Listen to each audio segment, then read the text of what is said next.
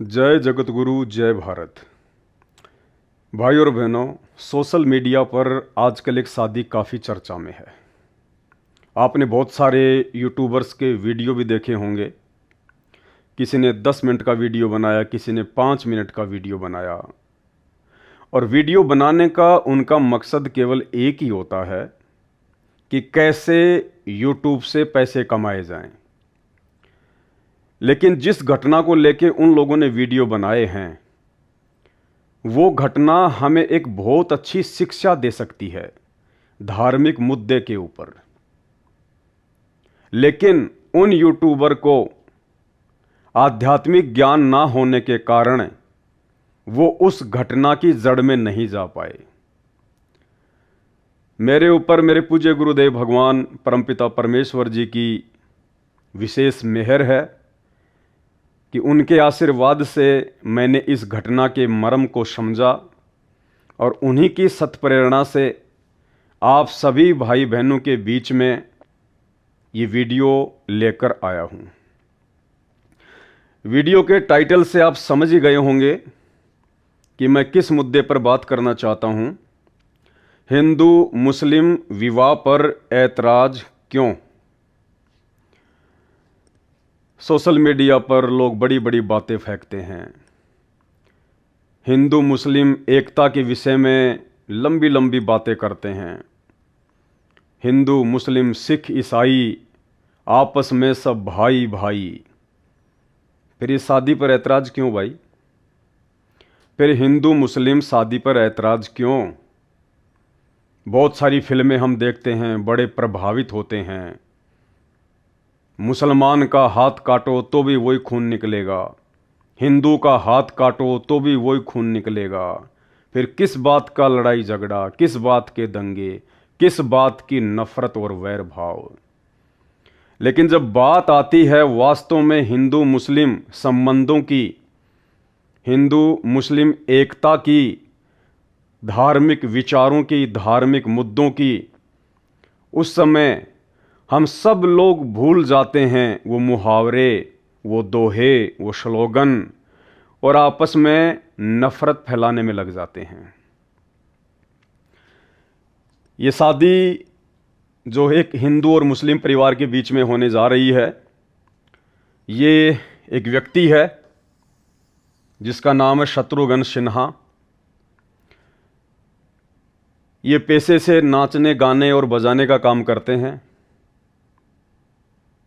नौटंकी वगैरह करते हैं जिसे आप बॉलीवुड कहते हैं। ये लोगों का मनोरंजन करते हैं, लोगों का दिल बहलाते हैं।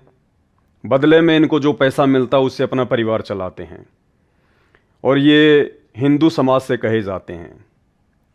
इधर इनकी बेटी है, इसका नाम सोनाक्षी सिन्हा बताते हैं। इसका भी अपने बाप की तरह नाचना गाना, दुनिया का मनोरंजन करना, ठुमके लगाना, वही पेशा है इन दोनों का। इस लड़की को एक मुस्लिम लड़का पसंद आ गया जिसका नाम बताया जाता है जहीर इकबाल। दोनों ने आपस में शादी करने का फैसला किया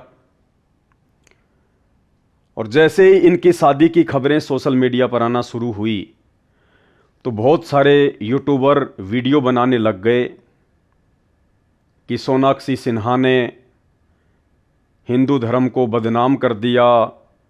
शत्रुघ्न सिन्हा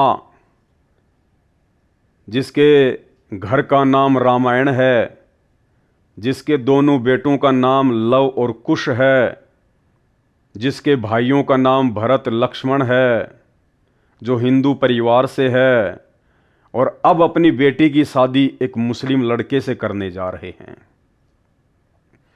काफी लोगों को हमारे देश में इस शादी से, जो कि इंटरकास्ट शादी होने जा रही है, काफी लोगों को ऐतराज है। भाइयों और बहनों, हकीकत यह है हमारे भारत देश में 99% लोगों को इस शादी से कोई लेना देना ही नहीं है। 99% लोग ये जानते ही नहीं कि ये सोनाक्षी सिन्हा कौन है। केवल 1% लोग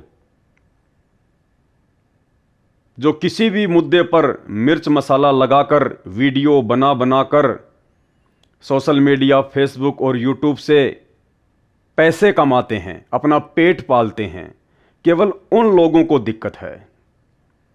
और उन्हें भी कोई विशेष दिक्कत नहीं है, केवल उनको मसाला चाहिए, उनको ऐसी न्यूज़ चाहिए जो उनके वीडियो के व्यूज बढ़ सकें, 2 पैसे वो लोग यूट्यूब से कमा सकें।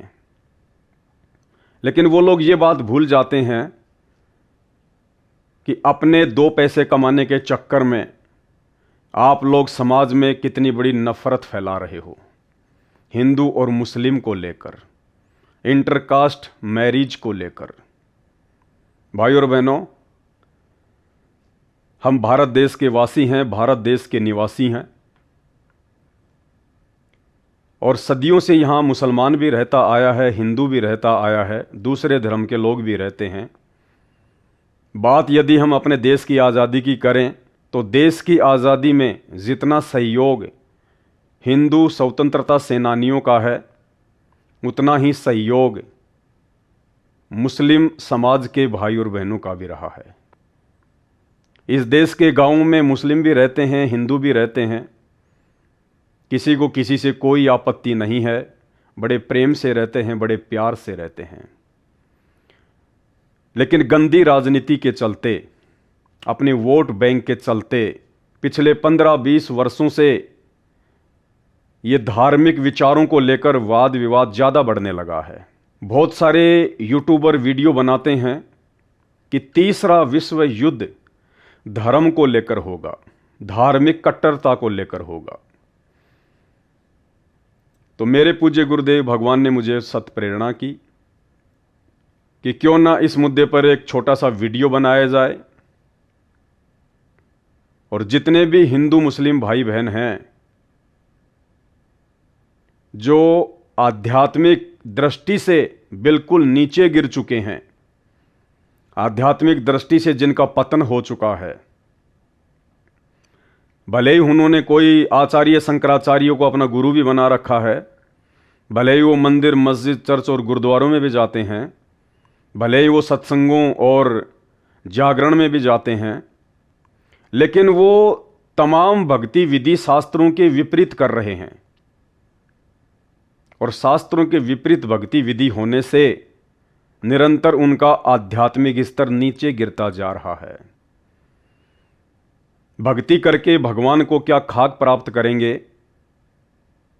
अभी तक जो लोग धर्म और जाति के बंधनों से बाहर नहीं निकले, धर्म और जातियों की बेड़ियों में बंधे हुए हैं, वो कैसे परमात्मा प्राप्ति करेंगे? कबीर जी कहते हैं, पक्षा पक्षी के कारणे, पक्षा पक्षी यानी पक्ष और विपक्ष, पक्षा पक्षी के कारणे सब जग रहा भुलान, निष्पक्ष होके हरि भजय सोहे संत सुजान। एक नेक इंसान, एक नेक व्यक्ति, एक नेक भगत वही हो सकता है जो पक्ष और विपक्ष से दूर हटकर एक अच्छी सोच अपने अंदर रखता हो। तो मेरे गुरुदेव भगवान ने मुझे एक प्रेरणा की कि आध्यात्मिक स्तर पर जिस कदर दोनों धर्मों का पतन हो चुका है, हिंदू और मुसलमानों का, और छोटी छोटी धार्मिक बातों को लेकर 1 सेकंड में बहुत बड़ा विवाद खड़ा कर देते हैं, उनको आज इस घटना के माध्यम से एक वीडियो बनाकर समझाया जाए कि तुम क्या हो, कहां से आए हो, क्यों तुमने जन्म लिया, और जन्म लेकर ये खाना पीना, बच्चे पैदा करना, अंत में मर जाना, क्या यही तुम्हारा कर्म है? यदि यही तुम्हारा मुख्य कर्म है, ये मनुष्य शरीर धारण करके, तो भाई ये कर्म तो जन्म लेना, खाना पीना, बच्चे पैदा करना, उनकी परवरिश करना, उनमें मोह ममता रखना और अंत में मर जाना, ये कर्म तो जानवर भी करता है, कुत्ता भी करता है, पक्षी भी करते हैं। और इसी कर्म को करके यदि आप अपनी जीवन लीला समाप्त करके चले गए तो आप में और जानवर में भला क्या फर्क रह गया। तो सबसे पहले तो हम इस इंटरकास्ट मैरिज वाले मुद्दे पर बात करेंगे। क्या हिंदू मुस्लिम आपस में शादी नहीं कर सकते? क्या उस परमपिता परमेश्वर की तरफ से कोई बाध्यता है? क्या इंसान को बनाते समय उस अल्लाह ने, उस खुदा ने, उस परमात्मा ने ऐसा कोई नियम बनाया है?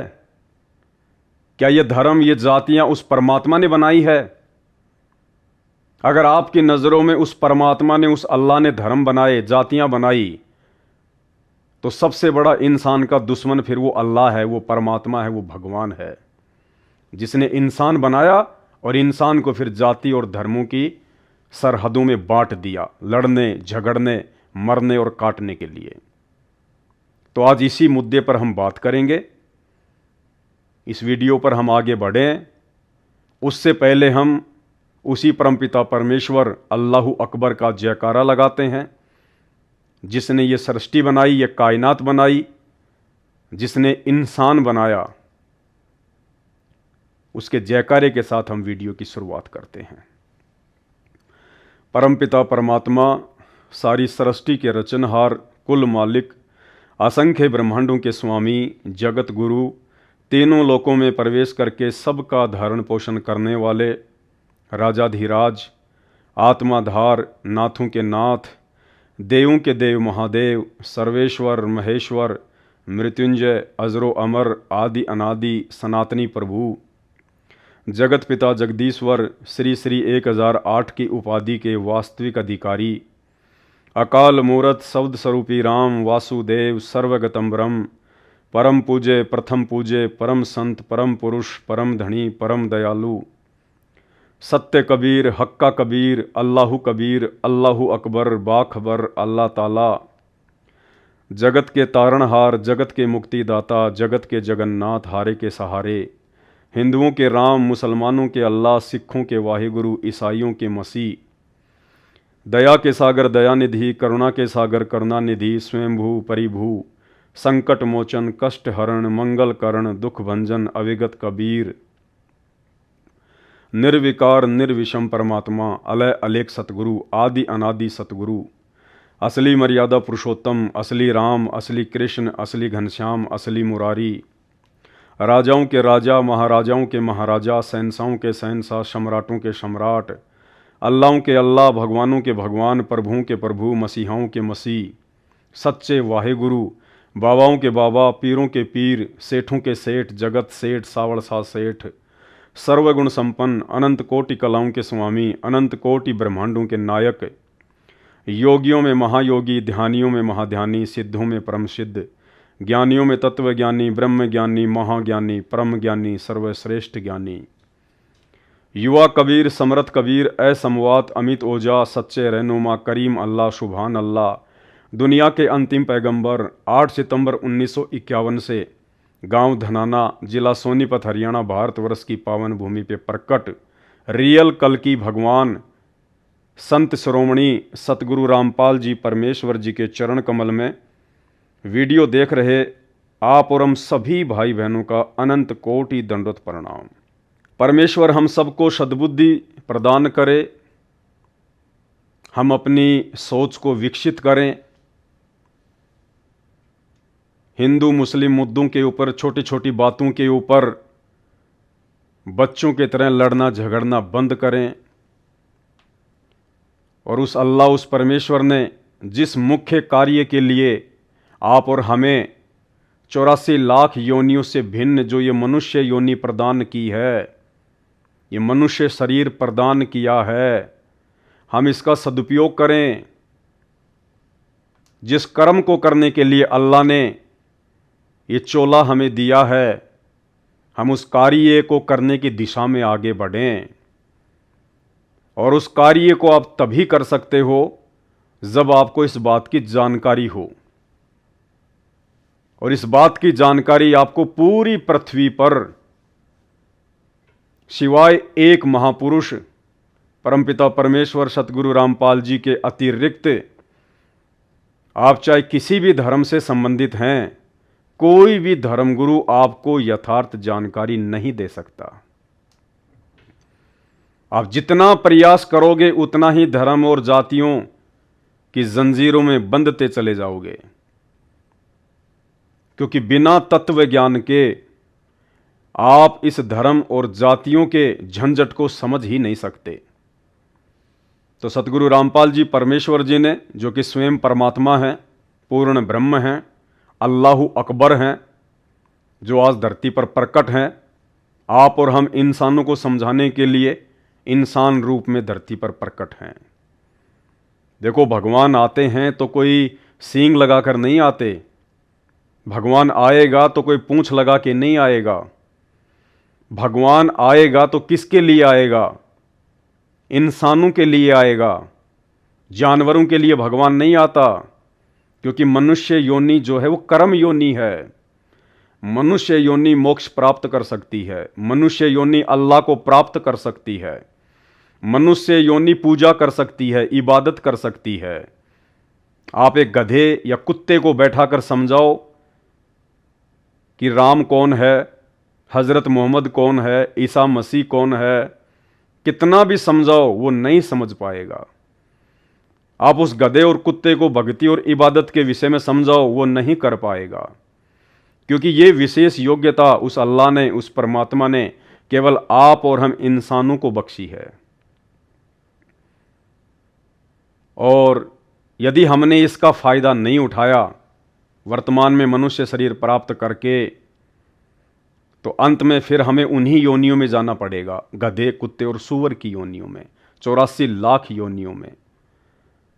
आप अपने आसपास गधे, कुत्ते, सूअर, बैल, मक्खी, मच्छर, कीट, पतंग, शेर, भालू, गीदड़, लोमड़ी, दुनिया भर के जानवर और पशु पक्षी देखते हैं। कौन है ये? क्यों घूम रहे हैं गलियों में गंद खाते हुए? सूअर सारा दिन गटर में नाक रगड़ता हुआ क्यों घूम रहा है? कुत्ता लैट्रिन खाता हुआ क्यों घूम रहा है?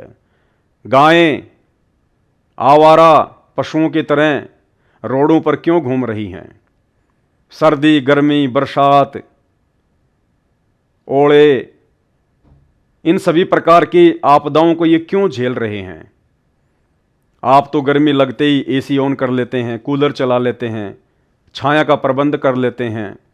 भूख लगती है तो किसी रेस्टोरेंट में जाकर भोजन कर लेते हैं, घर पर जाकर खाना बनवा कर खा लेते हैं। चाय पीने की इच्छा होती है, चाय पी लेते हैं। जूस पीने की इच्छा होती है, जूस पी लेते हैं। घूमने की इच्छा होती है, एरोप्लेन का टिकट बुक करवा लेते हैं, बस और ट्रेन का टिकट बुक करवा लेते हैं। कुल्लू, मनाली, शिमला, मसूरी, मुन्नार, दार्जिलिंग चले जाते हैं, देश विदेश चले जाते हैं। आपके शरीर में कोई बीमारी है, कोई रोग है, आप तुरंत डॉक्टर की सलाह ले लेते हैं। और यही सारी चीजें, सर्दी, गर्मी, बरसात, शारीरिक परेशानियां, ये उस कुत्ते को भी महसूस होती हैं, उन जानवरों को भी होती हैं, लेकिन वो बेचारा कहे तो किससे कहे? उसकी सुनने वाला कोई नहीं है। भूख लगती है, उसको रोटी खिलाने वाला कोई नहीं है। प्यास लगती है, उसको पानी पिलाने वाला कोई नहीं है। कहीं किसी गंदी नाली में जाकर अपनी प्यास बुझाएगा, घर घर जाकर एक एक टूक खाकर अपना पेट भरेगा। कोई टूक देगा तो कोई लठ देगा। ये तमाम प्रकार की योनियां, पशु पक्षी इतने कष्ट क्यों उठा रहे हैं, जिन्हें हम रोज देखते हैं? हम अपने बच्चे को तो खेत में हल में नहीं जोतते, बैल को क्यों जोतते हैं? ऊंट को क्यों जोतते हैं? भाई और बहनों, ये तमाम वही आत्माएं हैं जिनको पहले मनुष्य शरीर मिला हुआ था। अल्लाह ने, खुदा ने, ईश्वर ने जिनको मनुष्य शरीर दिया था, जैसे आज आप और हमारे को दिया है, केवल इबादत करने के लिए, सच्ची भक्ति करने के लिए, शास्त्रों के अनुसार पूजा पाठ करने के लिए। लेकिन अज्ञानी धर्मगुरुओं की ज्ञानहीनता के चलते आज 99% हिंदू, मुस्लिम, सिख, ईसाई सब अपने मनुष्य जीवन को व्यर्थ करते जा रहे हैं। ये मनुष्य शरीर, ये हमारी श्वासों के ऊपर आधारित है। गिनती की श्वासें दी हैं हमें परमपिता परमेश्वर ने, उस अल्लाह ने। जिस दिन हमारी श्वासें खत्म हो जाएंगी उसी दिन ये शरीर छूट जाएगा। चाहे आपका कोई भी काम पेंडिंग क्यों ना हो, चाहे आप एरोप्लेन में यात्रा कर रहे हैं, चाहे आप ट्रेन में यात्रा कर रहे हैं, चाहे आप अपने घर पर सो रहे हैं, जिस दिन आपकी श्वासें जो उस परमपिता परमेश्वर ने आपको दी थी गिनकर, जिस दिन वो कंप्लीट हो जाएंगी उसी दिन आपका शरीर छूट जाएगा। आप चाहे बच्चे हैं, बूढ़े हैं, स्त्री हैं, पुरुष हैं, किसी भी स्थिति में क्यों ना हैं, क्योंकि आपने उस परमेश्वर के द्वारा दी गई श्वासों का सदुपयोग नहीं किया। कबीर जी कहते हैं, श्वास ऊं श्वास में नाम जपो, व्यर्था श्वास ना खोए, और ना बेरा इस श्वास का फिर आवण हो कि ना होए। इन श्वासों से हमारे को परमात्मा का नाम जपना था, लेकिन नाम तो किसी को पता ही नहीं, ना हिंदुओं को पता, ना मुसलमानों को पता। हिंदू धर्मगुरुओं ने न जाने कहां कहां से मनमुखी मंत्र बना बना के समाज में फैला दिए। राधा राधा राधा राधा, हरे राम हरे कृष्णा, जय गणेश, ओम नमः शिवाय, ओम भगवते वासुदेवाय नमः। ये तमाम दुनिया भर के मनमुखी मंत्र हिंदू धर्मगुरुओं ने अपने फॉलोअर्स में बांट दिए, जिनका किसी भी शास्त्र में कहीं कोई उल्लेख नहीं है। कहते हैं हम हिंदू हैं, हम सनातनी हैं, हम वेद और गीता को मानने वाले हैं, और टोटल भक्ति, टोटल मंत्र जाप वेद और गीता के विपरीत। चारों वेद और गीता जी में केवल एक मंत्र है, ओम। गीता जी अध्याय 8 श्लोक नंबर 13, ओम इति एक अक्षर ब्रह्म व्यवहारण माम अनुशमरण, ये प्रयाति तजम देहम सयाति परमाम गतम। वेदों का सार है गीता जी। यजुर्वेद अध्याय 40 मंत्र नंबर 15 में केवल एक ओम मंत्र है, और उसी का समर्थन गीता कर रही है, क्योंकि गीता चारों वेदों का सार है, निष्कर्ष है, कोड वर्ड में है। तो चारों वेद और गीता जी केवल एक मंत्र बता रही है, और कोई मंत्र नहीं है जाप करने का। फिर ये हमारे नकली धर्मगुरु ये राधा राधा, हरे राम हरे कृष्णा, सीताराम, ये कहां से ले आए भाई? तो ये आपका मनुष्य जीवन बर्बाद कर रहे हैं। आपका एक एक कदम काल के मुख की ओर बढ़ रहा है, और यही स्थिति मुसलमान समाज में है। ये मज़ारे पूजना, दरगाहों पे जाना, मक्का मदीना काबा में जाना, ये कौन से शास्त्र में लिखा हुआ है? कुरान शरीफ, कुरान मजीद, तौरेत, ज़बूर, इंजिल, किसी भी शास्त्र में लिखी हुई है? क्या हज़रत मोहम्मद ने कभी किसी मज़ार को पूजा?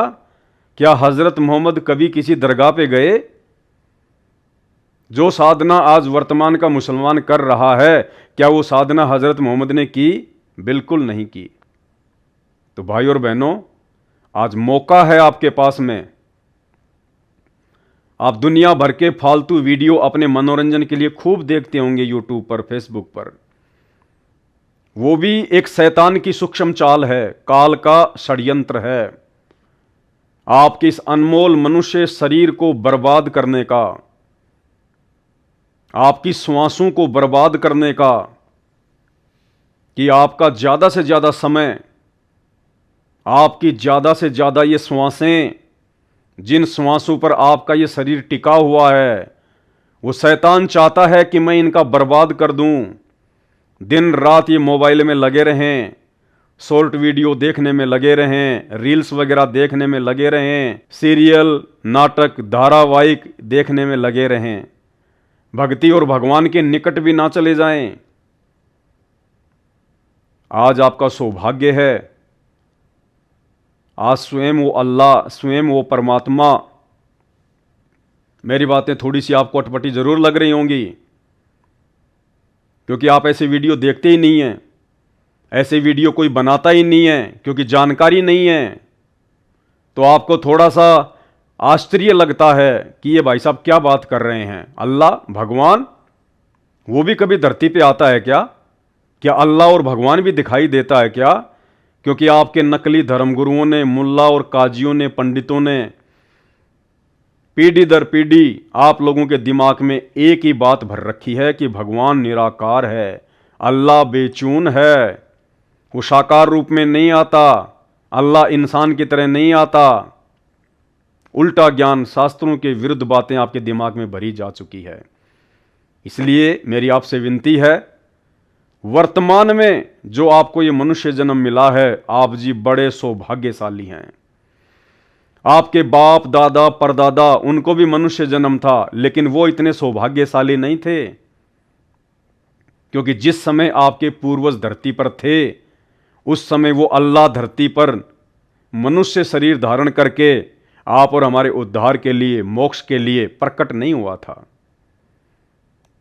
लेकिन वर्तमान समय 8 सितंबर 1951 से वो अल्लाहु अकबर, वो कायनात को रचने वाला, सृष्टि को रचने वाला प्रभु, कबीर देव वेद जिसकी महिमा गाते हैं, गीता जिसकी महिमा गाती है, साक्षात उस परमेश्वर का नाम लिखा हुआ है। आज वो कबीर देव सतगुरु रामपाल जी के रूप में स्वयं धरती पर प्रकट है, विद्यमान है।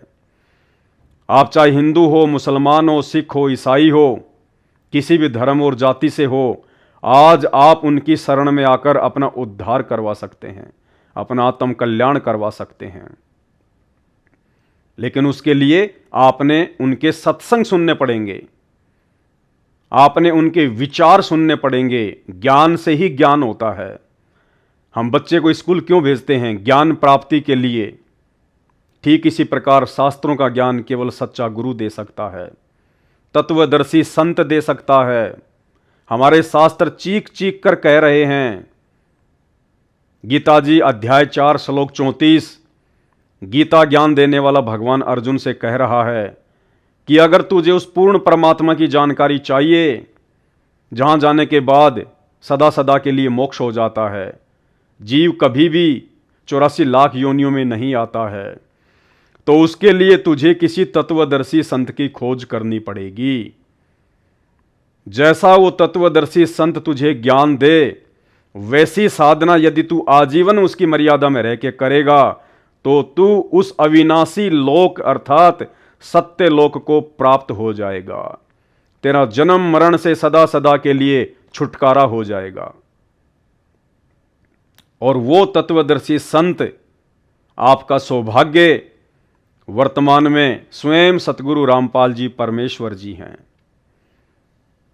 पूरे विश्व में एकमात्र ऐसे संत हैं जिन्होंने हर धर्म की धर्म पुस्तकों को, उन पुस्तकों में लिखे गए निष्कर्ष को, सार को, भक्ति क्या है, भगवान क्या है, उंगली रख रख कर समझा दिया। मुसलमान धर्म की पुस्तक कुरान शरीफ सूरत फुरकानी 25 आयत नंबर 52 से 59 में कुरान शरीफ का ज्ञान देने वाला अल्लाह कह रहा है कि ए हजरत मोहम्मद, अगर तुझे उस पूर्ण अल्लाह की, उस बड़े भगवान की जानकारी चाहिए तो किसी बाखबर से जा पूछ, किसी इल्म वाले से जा पूछ। मैं भी उस अल्लाह अकबर की खबर नहीं रखता। अर्थात कुरान शरीफ का ज्ञान देने वाले अल्लाह ने भी हाथ खड़े कर दिए कि मैं भी उस बड़े अल्लाह के विषय में कुछ नहीं जानता। कोई बाखबर बताएगा, कोई इल्म वाला बताएगा। आप मुसलमानों का सौभाग्य, आज वो बाखबर, वो इल्म वाला धरती पर 8 सितंबर 1951 से संत रामपाल जी के रूप में प्रकट है। ये अंतिम पैगंबर है पूरे विश्व का, जो सबको संदेशा देने आया है। हम सब इन्हीं की आत्माएं हैं, इन्हीं के बच्चे हैं। बस अज्ञानता, नादानी और धर्म की जंजीरों में बुरी तरह जकड़े हुए होने के कारण हम उनको पहचान नहीं पा रहे, हम उनके विचार नहीं सुन पा रहे, हम उनके सत्संग नहीं सुन पा रहे। थोड़ा सा प्रयास करो, कोशिश करो। अगर एक बार समय हाथ से निकल गया, फिर आप चाहे हिंदू हैं, मुसलमान हैं, सिख हैं या ईसाई हैं, उस परमेश्वर के दरबार में, अल्लाह के दरबार में कोई फर्क नहीं पड़ता। सीधा 84 लाख योनियों में ठोका जाता है। गधे कुत्ते सूअर बनकर यही गलियों में सैर सपाटे करते हुए नजर आएंगे। आज 56 प्रकार के आइटम खा रहे हैं, कल को गंदी नाली में पानी पिएंगे, खेतों में जाकर बिष्टा खाएंगे। किसी ने उल्टी कर रखी होगी, वो चाटनी पड़ेगी कुत्ता बनकर, क्योंकि जब उस परमेश्वर ने मनुष्य शरीर दिया था आपने उसका सदुपयोग नहीं किया। कोई समझा रहा था तो आप उसकी बातों पर ध्यान नहीं दे रहे थे। अपने अपने धर्म, अपनी अपनी जातियों को सर्वश्रेष्ठ मानकर अहंकार में फूले फिर रहे थे। उस अल्लाह के दरबार में अहंकार नहीं टिकता।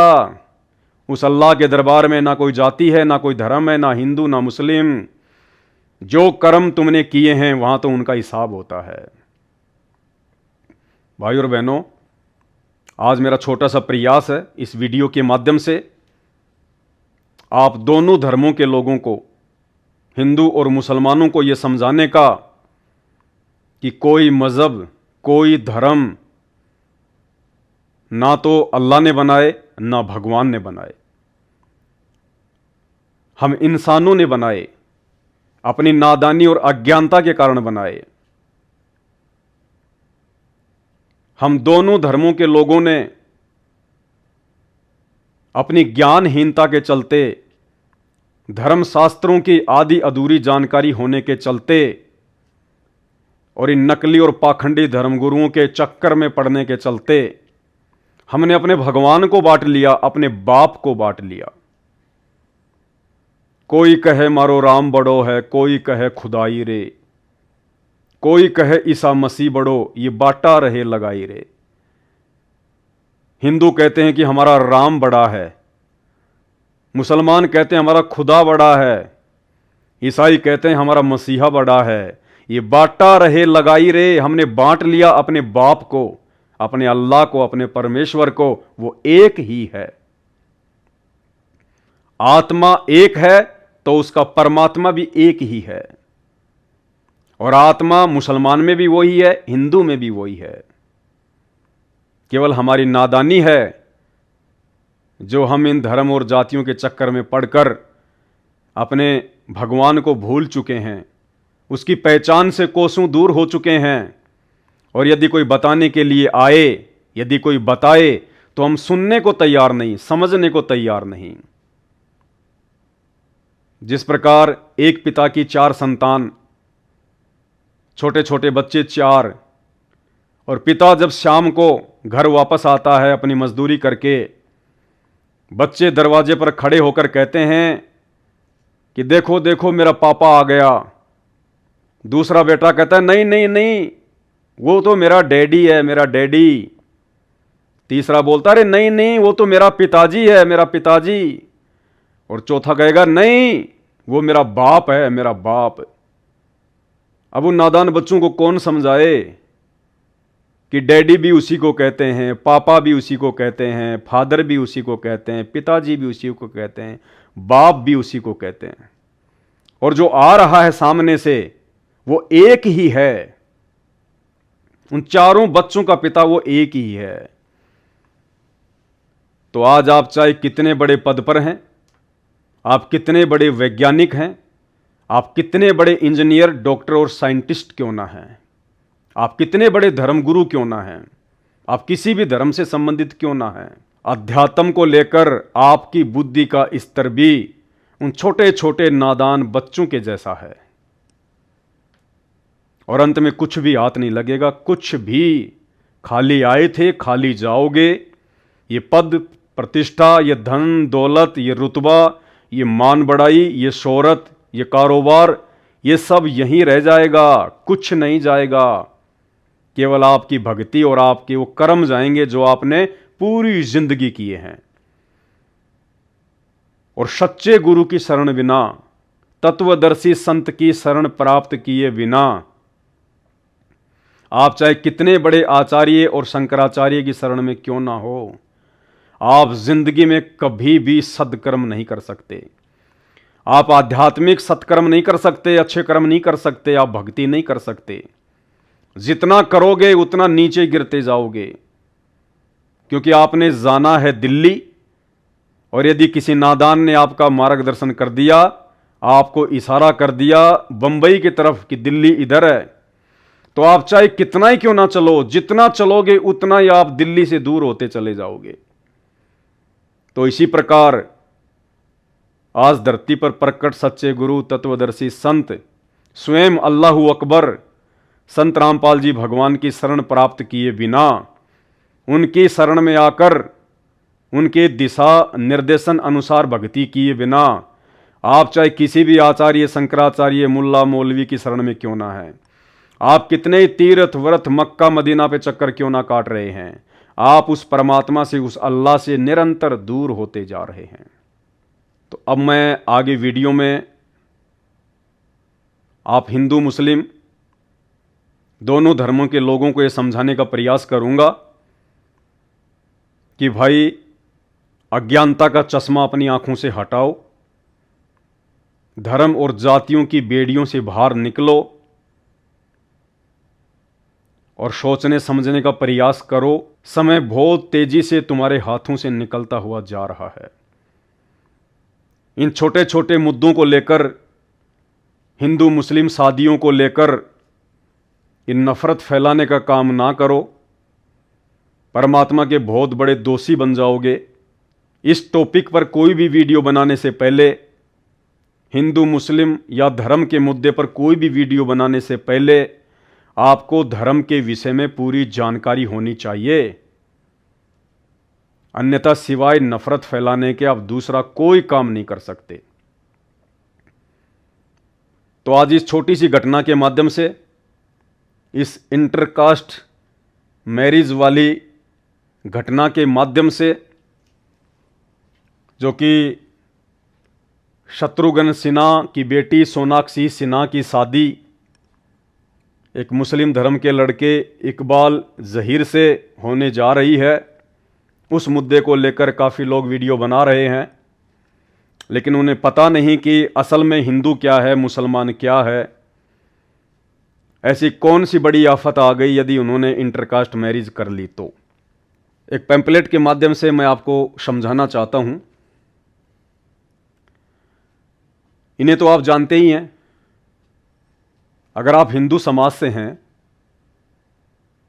तो इन्हें तो आप जानते ही होंगे।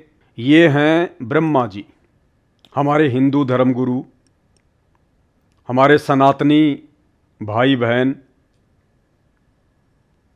श्री ब्रह्मा जी को सृष्टि का उत्पत्तिकर्ता मानते हैं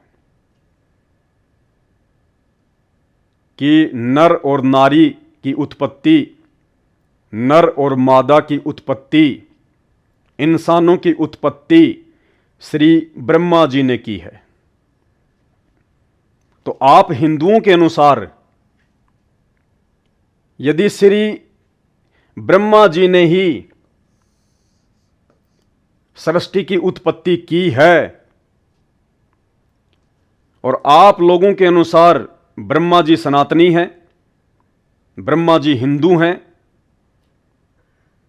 क्योंकि ये ब्रह्मा जी, विष्णु जी, शंकर जी, 33 करोड़ देवी देवता, माई मसाणी, भैरव, भूत, हनुमंत, इनको केवल हिंदू ही पूजते हैं। मुसलमान ब्रह्मा जी की पूजा नहीं करता, मुसलमान विष्णु और शंकर जी की पूजा नहीं करता, देवी देवताओं की पूजा नहीं करता, केवल हिंदू करते हैं। क्योंकि हिंदू इनको अपना भगवान मानते हैं, अपना देवता मानते हैं, सनातनी भगवान मानते हैं। और इनको भी हिंदुओं ने हिंदू धर्म से जोड़ के रखा हुआ है। तो आप भाई बहनों के अनुसार, हिंदुओं के अनुसार, यदि श्री ब्रह्मा जी ने ही सृष्टि की रचना की है तो ब्रह्मा जी ने सबसे पहले हिंदू धर्म बनाया। आप लोगों के अनुसार बता रहा हूं मैं, बाकी यह हकीकत नहीं है। लेकिन जैसा इन अज्ञानी धर्मगुरुओं ने, आचार्य, शंकराचार्य और मंडलेश्वरों ने आपको अज्ञान का घोट पिला रखा है, उस आधार से मैं आपको समझाने का प्रयास कर रहा हूं। जबकि हकीकत क्या है, ब्रह्मा जी हिंदू हैं, मुसलमान हैं, ब्रह्मा जी ने सृष्टि की रचना की है या नहीं की है, या ब्रह्मा जी की भी रचना करने वाला कोई और है, ये यथार्थ जानकारी तो आपको इस ब्रह्मांड में केवल परम पूज्य सतगुरु रामपाल जी के सत्संग सुनने से ही मिल सकती है। यूट्यूब पर जाइए, सर्च कीजिए सृष्टि रचना संत रामपाल जी भगवान। आप ही के धर्मशास्त्रों से उंगली रख रख कर समझा रहे हैं कि ब्रह्मा जी कौन है, ब्रह्मा जी अमर है या जन्मता और मरता है, ब्रह्मा जी की मां का नाम क्या है, ब्रह्मा जी के पिताजी का नाम क्या है, ब्रह्मा जी की उत्पत्ति कैसे हुई, ब्रह्मा को किसने पैदा किया। सारी बातें, अंधकार मिट जाएगा। तो आप हिंदू भाइयों के अनुसार यदि सृष्टि की रचना ब्रह्मा जी ने की है, इंसानों को ब्रह्मा जी ने बनाया है, और आप लोगों ने ठेका ले रखा है देवी देवताओं का, हिंदू धर्म से जोड़ रखा है आपने उनको, तो ब्रह्मा जी ने यदि सृष्टि की रचना की है तो ब्रह्मा जी ने हिंदू धर्म बनाया। अब हिंदू धर्म से फिर मुसलमान धर्म बना होगा आप लोगों के अनुसार, क्योंकि जब सबसे पहले यदि ब्रह्मा जी ने हिंदू धर्म बनाया, ब्रह्मा जी ने यदि स्त्री और पुरुष बनाए हैं, तो सबसे पहले कौन थे? हिंदू थे, क्योंकि ये आपके हिंदू देवता हैं, और हिंदू देवता से जो पैदा होंगे वो भी हिंदू होंगे। तो ब्रह्मा जी ने जो भी स्त्री पुरुष बनाया होगा वो हिंदू होगा, और आगे चल के जो मुसलमान धर्म बना है, सिख धर्म बना, ईसाई धर्म बना है, तो ये भी जाहिर सी बात है हिंदू धर्म से ही निकले। तो हिंदू धर्म से ही मुसलमान धर्म बना, हिंदू धर्म से ही सिख धर्म बना, और हिंदू धर्म से ही ईसाई धर्म बना। कहने का मतलब है आप लोगों के अनुसार वर्तमान के मुसलमान भी हिंदू हैं, क्योंकि हिंदुओं से उत्पत्ति है, वर्तमान के सिख भी हिंदू हैं क्योंकि यही परंपरा आ रही है, और वर्तमान के ईसाई भी हिंदू हैं क्योंकि यही से इनका जीवन चक्कर चलता हुआ आ रहा है। तो जब हिंदुओं से ही सारे धर्म बने हैं और सभी धर्मों के मानने वाले हिंदू धर्म से ही निकले हुए हैं, ब्रह्मा जी से सबकी उत्पत्ति हुई है, तो भले ये वर्तमान में मुस्लिम हैं लेकिन असल में है तो हिंदू आपके अनुसार। तो यदि उस मुस्लिम धर्म को मानने वाले लड़के जहीर इकबाल ने शत्रुघ्न सिन्हा की बेटी सोनाक्षी सिन्हा के साथ में शादी कर ली, तो इसमें आपको आपत्ति क्या है? आपत्ति क्या है? खाली धर्म का ही तो ठप्पा लगा हुआ है, बाकी है तो हिंदू से ही उत्पत्ति। अरे खून तो ब्रह्मा जी का है, उत्पत्ति तो हिंदू धर्म से ही है, सनातन धर्म से ही है, खाली एक मुस्लिम धर्म का ठप्पा ही तो लगा हुआ है, बाकी तो आपका ही भाई है, आप ही लोगों का खून है। फिर आज आपको आपत्ति क्यों हो रही है कि मुस्लिम के साथ शादी कर ली, मुस्लिम के साथ शादी कर ली? तो ये आपकी नादानी, ये आपकी अज्ञानता, यदि आप ऐसा सोच रहे हैं तो, क्योंकि आपको अपने इतिहास का नहीं पता, आपको अपनी उत्पत्ति का नहीं पता, आपको हिंदू धर्म की उत्पत्ति का नहीं पता, आपको सनातन की उत्पत्ति का नहीं पता, आपको इस ब्रह्मा जी की उत्पत्ति का नहीं पता, आपको ब्रह्मा जी को उत्पन्न करने वाले की उत्पत्ति का नहीं पता। हां जी, ब्रह्मा जी को उत्पन्न करने वाला कौन, ये सारी जानकारी आपको यूट्यूब पर जाकर सर्च करें, संत रामपाल जी भगवान के सत्संग, सृष्टि रचना संत रामपाल जी, दूध का दूध और पानी का पानी हो जाएगा। भूल जाओगे, अपने दिलो दिमाग से निकाल दोगे क्या हिंदू, क्या मुसलमान, क्या सिख, क्या ईसाई, सब दिलो दिमाग से निकल जाएगा। दूध का दूध और पानी का पानी हो जाएगा। अज्ञानता का काला चश्मा सेकंडों में उतर जाएगा। ऐसा ज्ञान है सतगुरु रामपाल जी परमेश्वर जी का। दिन में तारे नजर आएंगे कि हम तो अपने आप को बहुत बड़े विद्वान समझ रहे थे, बहुत बड़े ज्ञानी समझ रहे थे, कुछ भी नहीं, 0/0, 0/0। अभी तक तो आपने भक्ति की शुरुआत भी नहीं की है, आपको अभी तक अध्यात्म की ABCD का भी ज्ञान नहीं है। जब आप संत रामपाल जी के ज्ञान से, उनके सत्संगों से अपने अज्ञान की तुलना करोगे। तो भाई नफरत क्यों कर रहे हो? सृष्टि की रचना ब्रह्मा जी ने करी। ब्रह्मा जी ने सबसे पहले हिंदू धर्म बनाया, हिंदू इंसान बनाया, हिंदू औरत बनाई, उन्हीं हिंदुओं से मुसलमान बने। और वही मुसलमान यदि आज एक हिंदू लड़की से शादी कर रहा है तो भाई नफरत काहे की, दिक्कत काहे की? तुम्हारा भाई है, तुम्हारा ही खून है, खाली धर्म का ही तो ठप्पा लगा हुआ है। यह नादानी है, यह आपकी छोटी सोच है, यह आप लोगों की अज्ञानता है, यह आप लोगों की आध्यात्मिक ज्ञानहीनता है। संत रामपाल जी के सत्संग सुनिए, सुनना शुरू कर दीजिए। मोबाइल आप सबके हाथ में है, आधा घंटा 1 घंटा यूट्यूब पर जाकर सर्च करें, सुने, कानों के पर्दे फट जाएंगे, सोचने पर मजबूर हो जाओगे कि हम तो कहीं भी नहीं है, हमारी तो कोई औकात नहीं है, कोई वजूद नहीं है आध्यात्मिक स्तर पर। तो ये आपकी आंखों के सामने है, फिर नफरत किस बात की? अब आगे इस पैम्पलेट के माध्यम से आपको बहुत कुछ समझ में आएगा। आप भूल जाओगे क्या हिंदू क्या मुस्लिम, क्योंकि अभी आपको ज्ञान नहीं है। थोता चना बाजे घना, इन्हें तो आप जानते ही हैं, वही ब्रह्मा जी हैं ये। और आप हिंदू धर्म के मानने वालों के अनुसार ब्रह्मा जी ने सृष्टि की रचना की है, ब्रह्मा जी ने सबकी उत्पत्ति की है।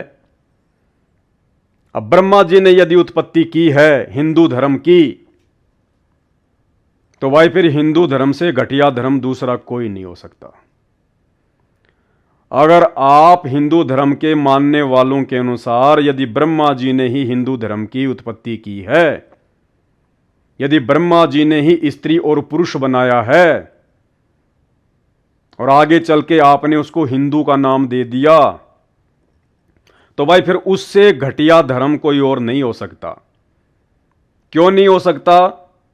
देखिए, ब्रह्मा जी ने सृष्टि की उत्पत्ति की, ब्रह्मा जी ने सबसे पहले इंसान बनाया और एक नारी बनाई। ब्रह्मा जी ने अगर इंसानों की उत्पत्ति की होगी तो सबसे पहले एक जोड़ा बनाया ना।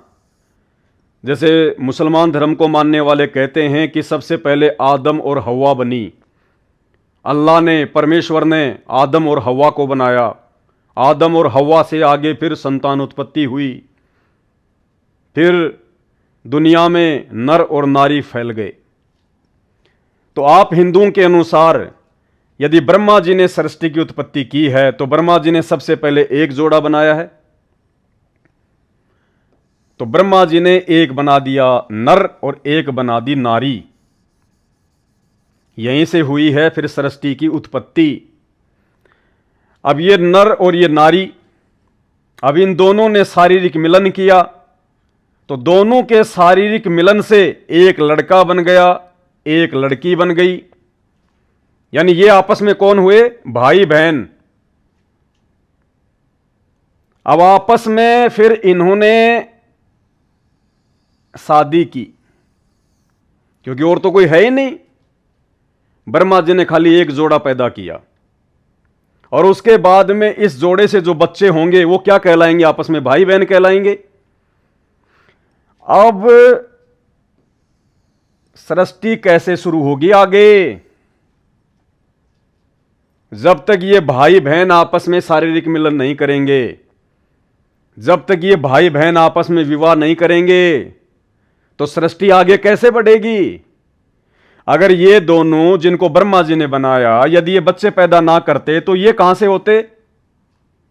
और यदि ये दोनों भाई बहन आगे शादी नहीं करेंगे, बच्चे पैदा नहीं करेंगे, तो सृष्टि में इतने सारे स्त्री पुरुष कहां से आएंगे?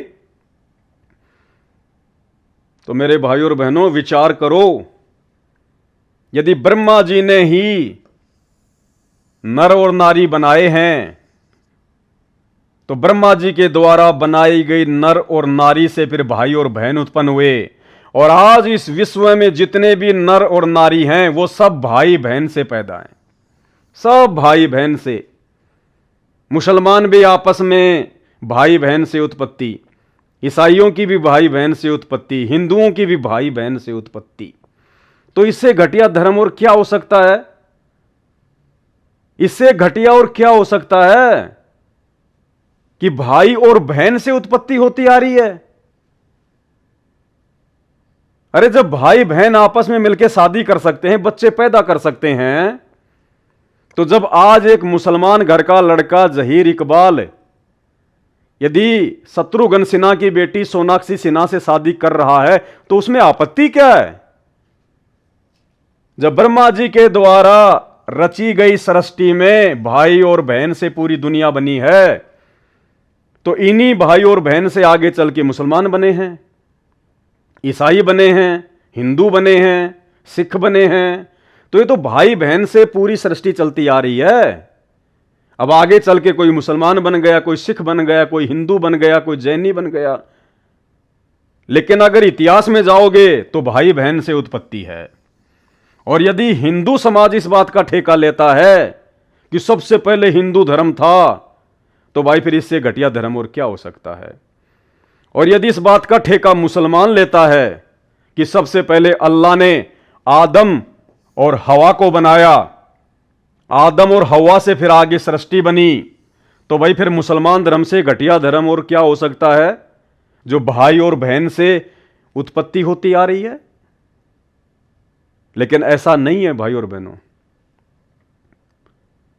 इस विषय पर आपको यथार्थ जानकारी, सच्ची जानकारी, और वो जानकारी जो मुसलमान धर्म के शास्त्रों में भी है, हिंदू धर्म के शास्त्रों में भी है, लेकिन हमारे अज्ञानी और पाखंडी धर्मगुरु तत्व ज्ञानहीनता के कारण समझ नहीं पाए, आपको बता नहीं पाए।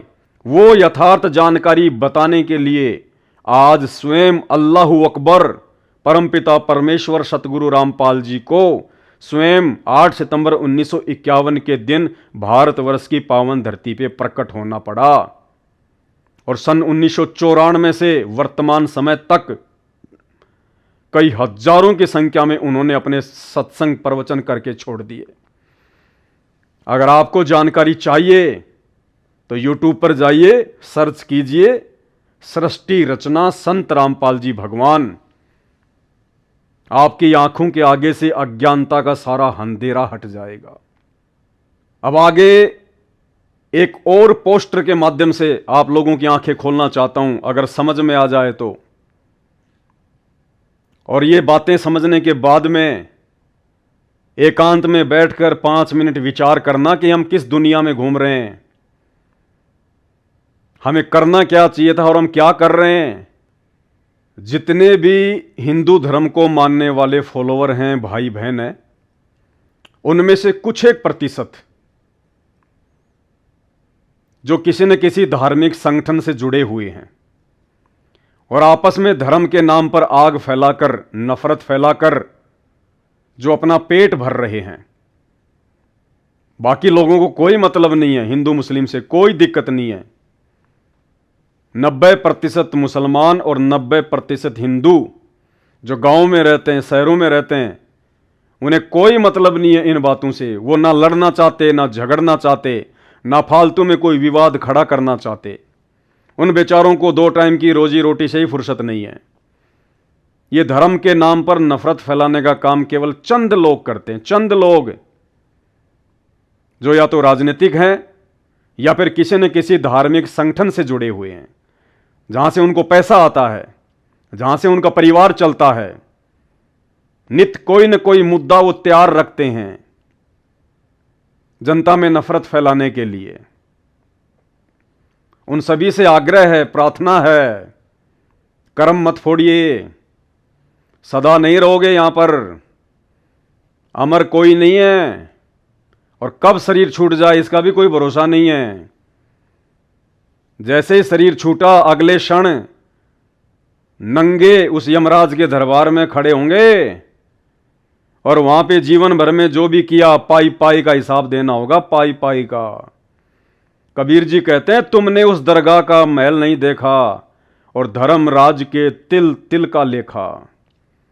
उस समय बात बिगड़ जाएगी, बहुत महंगा पड़ जाएगा। संत रामपाल जी के YouTube पर जाकर सत्संग सुनना शुरू कर दीजिएगा। पेट भरने के और भी बहुत सारे तरीके हैं। अब आगे आपको समझाता हूं। मुसलमानों से नफरत क्यों? तो जो 2, 4, 5% लोग जो या तो राजनीतिज्ञ हैं या किसी न किसी धार्मिक संगठन से जुड़े हुए हैं, क्यों नफरत करते हैं मुसलमानों से? क्या कारण है ऐसा? वो भी हमारे जैसे इंसान हैं, वो भी उसी मां के गर्भ से आए हैं, उसी प्रोसीजर से हिंदू पैदा हुआ है, उसी प्रोसीजर से सिख, ईसाई और जैनी पैदा होते हैं। भगवान या अल्लाह किसी के माथे पर ठप्पा लगाकर तो भेजता नहीं है जो हम पहचान कर सकें कि हिंदू है, ये मुसलमान है, ये सिख है, ईसाई है। तो फिर नफरत क्यों करते हैं भाई? जब सब एक जैसे इंसान हैं, सब एक जैसे पैदा होते हैं, सबके एक जैसे हाव भाव हैं, सबके एक जैसे शारीरिक अंग हैं। मुसलमान के 4 आंख नहीं होती, हिंदू के 4 हाथ नहीं होते। मुसलमान के शरीर में अलग मटेरियल नहीं है, हिंदू के शरीर में अलग नहीं है। फिर नफरत किस बात की? अगर हम इस बात को लेकर मुसलमानों से नफरत करें कि मुसलमान मांस खाते हैं और शराब पीते हैं, अगर इस पॉइंट को लेकर हिंदू भाई मुसलमानों से नफरत करते हैं, तो भाई आपकी जानकारी के लिए बता दूं, इस भारत देश में मुसलमानों से ज्यादा मांस का भक्षण हिंदू करते हैं। मुसलमान तो अपने घर में भी जानवरों को काट कर खा सकता है, लेकिन बाहर रोड पर दुकान लगाकर जो बेचता है ना, वो हिंदुओं के लिए बेचता है। आज गैस सिलेंडर से ज्यादा महंगा 1 किलो मीट का जो भाव हो रहा है ना, वो हिंदुओं ने कर रखा है। तो किस बात को लेकर नफरत कर रहे हो भाई? अगर वो जीव हत्या कर रहा है, पाप कमा रहा है, तो तुम कौन सा उसकी दुकान से मीट खरीद कर उस जीव को खाकर पुण्य कमा रहे हो? तुम भी तो बराबर के दोषी हो। परमात्मा के दरबार में दोनों को उल्टा लटकाया जाएगा, दोनों को। वहां नहीं देखा जाता ये हिंदू है, ये मुसलमान है। खाने के लिए परमेश्वर ने साग सब्जियां दी हैं, फल फ्रूट दिए हैं, अनाज दिए हैं, काजू किशमिश बादाम मेवे दिए हैं। कौन से शास्त्र में लिखा हुआ है कि परमात्मा ने मांस खाने का आदेश दिया? ना बाइबल में लिखा, ना कुरान में लिखा, ना वेदों में, ना गीता में। जबकि वहां तो स्पष्ट लिखा हुआ है कि परमेश्वर ने इंसानों के खाने के लिए छोटे छोटे बीज वाले पौधे दिए हैं। लेकिन आज चारों धर्म के मानने वाले अपने धर्म ग्रंथों की विपरीत क्रियाएं कर रहे हैं, परमेश्वर की आत्माओं को खा रहे हैं। अरे खाना क्या चाहिए था और खा क्या रहे हैं? कुत्तों का भोजन है, कुत्तों का भोजन, मांस मीट, ये तो भेड़िए का भोजन है। लेकिन आज देखो, इंसान में भेड़िए में कोई अंतर नहीं है। भेड़िया भी कच्चा मांस खाता है, इंसान भी कच्चा मांस खा रहा है। तिल तिल का हिसाब देना पड़ेगा उस परमेश्वर के दरबार में, तिल तिल का। तुमने जितने मुर्गे खाए हैं, जितने तुमने बकरे खाए हैं, अन्य पशु पक्षी खाए हैं, उतने ही जन्म तुमने लेने पड़ेंगे। गीता जी के पुनर्जन्म के सिद्धांत को भूल गए क्या हिंदू भाइयों? शरीर मरता है, आत्मा नहीं मरती। जैसा इंसान ने कर्म किया है वैसे ही शरीर धारण करने पड़ते हैं। तो जिन जिन पशुओं की आज आप हत्या कर रहे हो, नेक्स्ट जीवन में वो पशु आपको बनना पड़ेगा। और जिन पशुओं को आपने काटा है वो इंसान बनेंगे, आप पशु बनोगे। और सेम प्रोसीजर होगी, सेम प्रोसीजर। सदना कसाई की कहानी पढ़ लेना, आंखें खुल जाएंगी। यूट्यूब पर जाकर सर्च करना, सदना कसाई संत रामपाल जी भगवान, आंखें खुल जाएंगी। तो अगर मांस और शराब के सेवन को लेकर हिंदू यदि मुसलमानों से नफरत करता है, तो भाई मांस खाने में और शराब पीने में मुसलमानों से 4 कदम आगे हिंदू हैं। तो किस बात की नफरत मेरे भाई? और यदि आप इस बात को लेकर मुसलमानों से नफरत करते हैं कि मुसलमान धर्म के लोग केवल अपनी सगी बहन को छोड़ते हैं, बाकी अपने चाचा की लड़की से शादी कर लेते हैं, ताऊ की लड़की से शादी कर लेते हैं, केवल अपनी सगी बहन को छोड़ते हैं, यानी मां के दूध को छोड़ते हैं, बाकी सबसे शादी कर लेते हैं। और हिंदू धर्म में केवल 4 गोत्र छोड़ते हैं, बाकी वो भी शादी कर लेते हैं। तो आप हिंदू यदि इस बात को लेकर मुसलमानों को हे दृष्टि से देखते हैं, उनको नीचा समझते हैं, उनसे नफरत करते हैं कि मुसलमान केवल अपनी बहन को ही छोड़ते हैं, बाकी किसी को नहीं छोड़ते, तो भाई शायद आप भूल गए अपना इतिहास। आप हिंदू भाई भी फिर अपना इतिहास भूल गए। ये ब्रह्मा जी जिन्होंने सृष्टि की उत्पत्ति की, जिन्होंने सृष्टि की रचना की आप लोगों के अनुसार, और यहां आप यदि इस बात को लेकर मुसलमानों से नफरत करते हैं कि मुसलमान केवल अपनी बहन और बेटी को छोड़ते हैं, बाकी किसी को नहीं छोड़ते, तो ब्रह्मा जी ने तो भाई अपनी खुद की बेटी को भी नहीं छोड़ा। श्री ब्रह्म वैवर्त पुराण ये किसी मुसलमान ने नहीं लिखा है, वेद व्यास जी ने लिखा है। श्री ब्रह्म वैवर्त पुराण के शुरू में ही पढ़ लेना। ब्रह्मा जी ने तो खुद की सगी बेटी सरस्वती को भी नहीं छोड़ा, सरस्वती के साथ उन्होंने शारीरिक मिलन किया। तो भाई बेटर कौन हुआ? इन दोनों में से बेटर कौन है? अगर इस बात को लेकर आप मुसलमानों से नफरत करते हो तो मुसलमान कम से कम अपनी सगी बहन बेटी को तो छोड़ देता है। ब्रह्मा जी ने तो उसको भी नहीं छोड़ा। ये कोई हवा में तीर नहीं मारे जा रहे, आप लोगों की आंखें खोली जा रही हैं जो धर्म की दीवार के पीछे अपना स्वार्थ सिद्ध कर रहे हैं, जो धार्मिक नफरत फैलाते हैं, सिर्फ इस कारण क्योंकि आपको धर्म की जानकारी नहीं है, आपको अपने शास्त्रों की जानकारी नहीं है। यूट्यूब पर जाकर सर्च करें समय रहते, सृष्टि रचना संत रामपाल जी भगवान, तुम्हें वास्तविकता का पता चलेगा कि असल में सृष्टि का रचयिता कौन है। जिस ब्रह्मा जी को आप सृष्टि का उत्पत्ति करता मानते हैं, इस ब्रह्मा की उत्पत्ति करने वाला कौन है? श्रीमद् देवी भागवत पुराण में स्पष्ट लिखा हुआ है। संत रामपाल जी उंगली रख रख के समझा रहे हैं।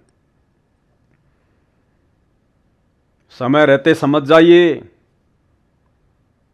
और जिस विशेष मकसद के लिए उस परमपिता परमेश्वर जी ने हमें मनुष्य शरीर दिया है, उस कार्य में लग जाइए, अन्यथा अंत बहुत भयंकर होगा। ये लोक भी दुखी और परलोक भी दुखी। तो किस बात को लेकर नफरत करते हैं भाई हम आपस में? जब उस परमेश्वर ने, उस अल्लाह ने कोई धर्म बनाया ही नहीं, कोई जाति उसने बनाई ही नहीं, उसने तो केवल इंसान बनाया, नर और नारी बनाया, स्त्री और पुरुष बनाया। आगे चल के हमने खुद ये धर्म क्रिएट कर दिए, जातियां क्रिएट कर दी, क्योंकि शैतान की प्रेरणा से, काल की प्रेरणा से। अब आगे आपको वीडियो में और सच्चाई बताता हूं कि धर्म और जातियां क्या हैं और क्यों अपनी नादानी और अज्ञानता के चलते आज हम बुरी तरह से इसमें फंसे हुए हैं।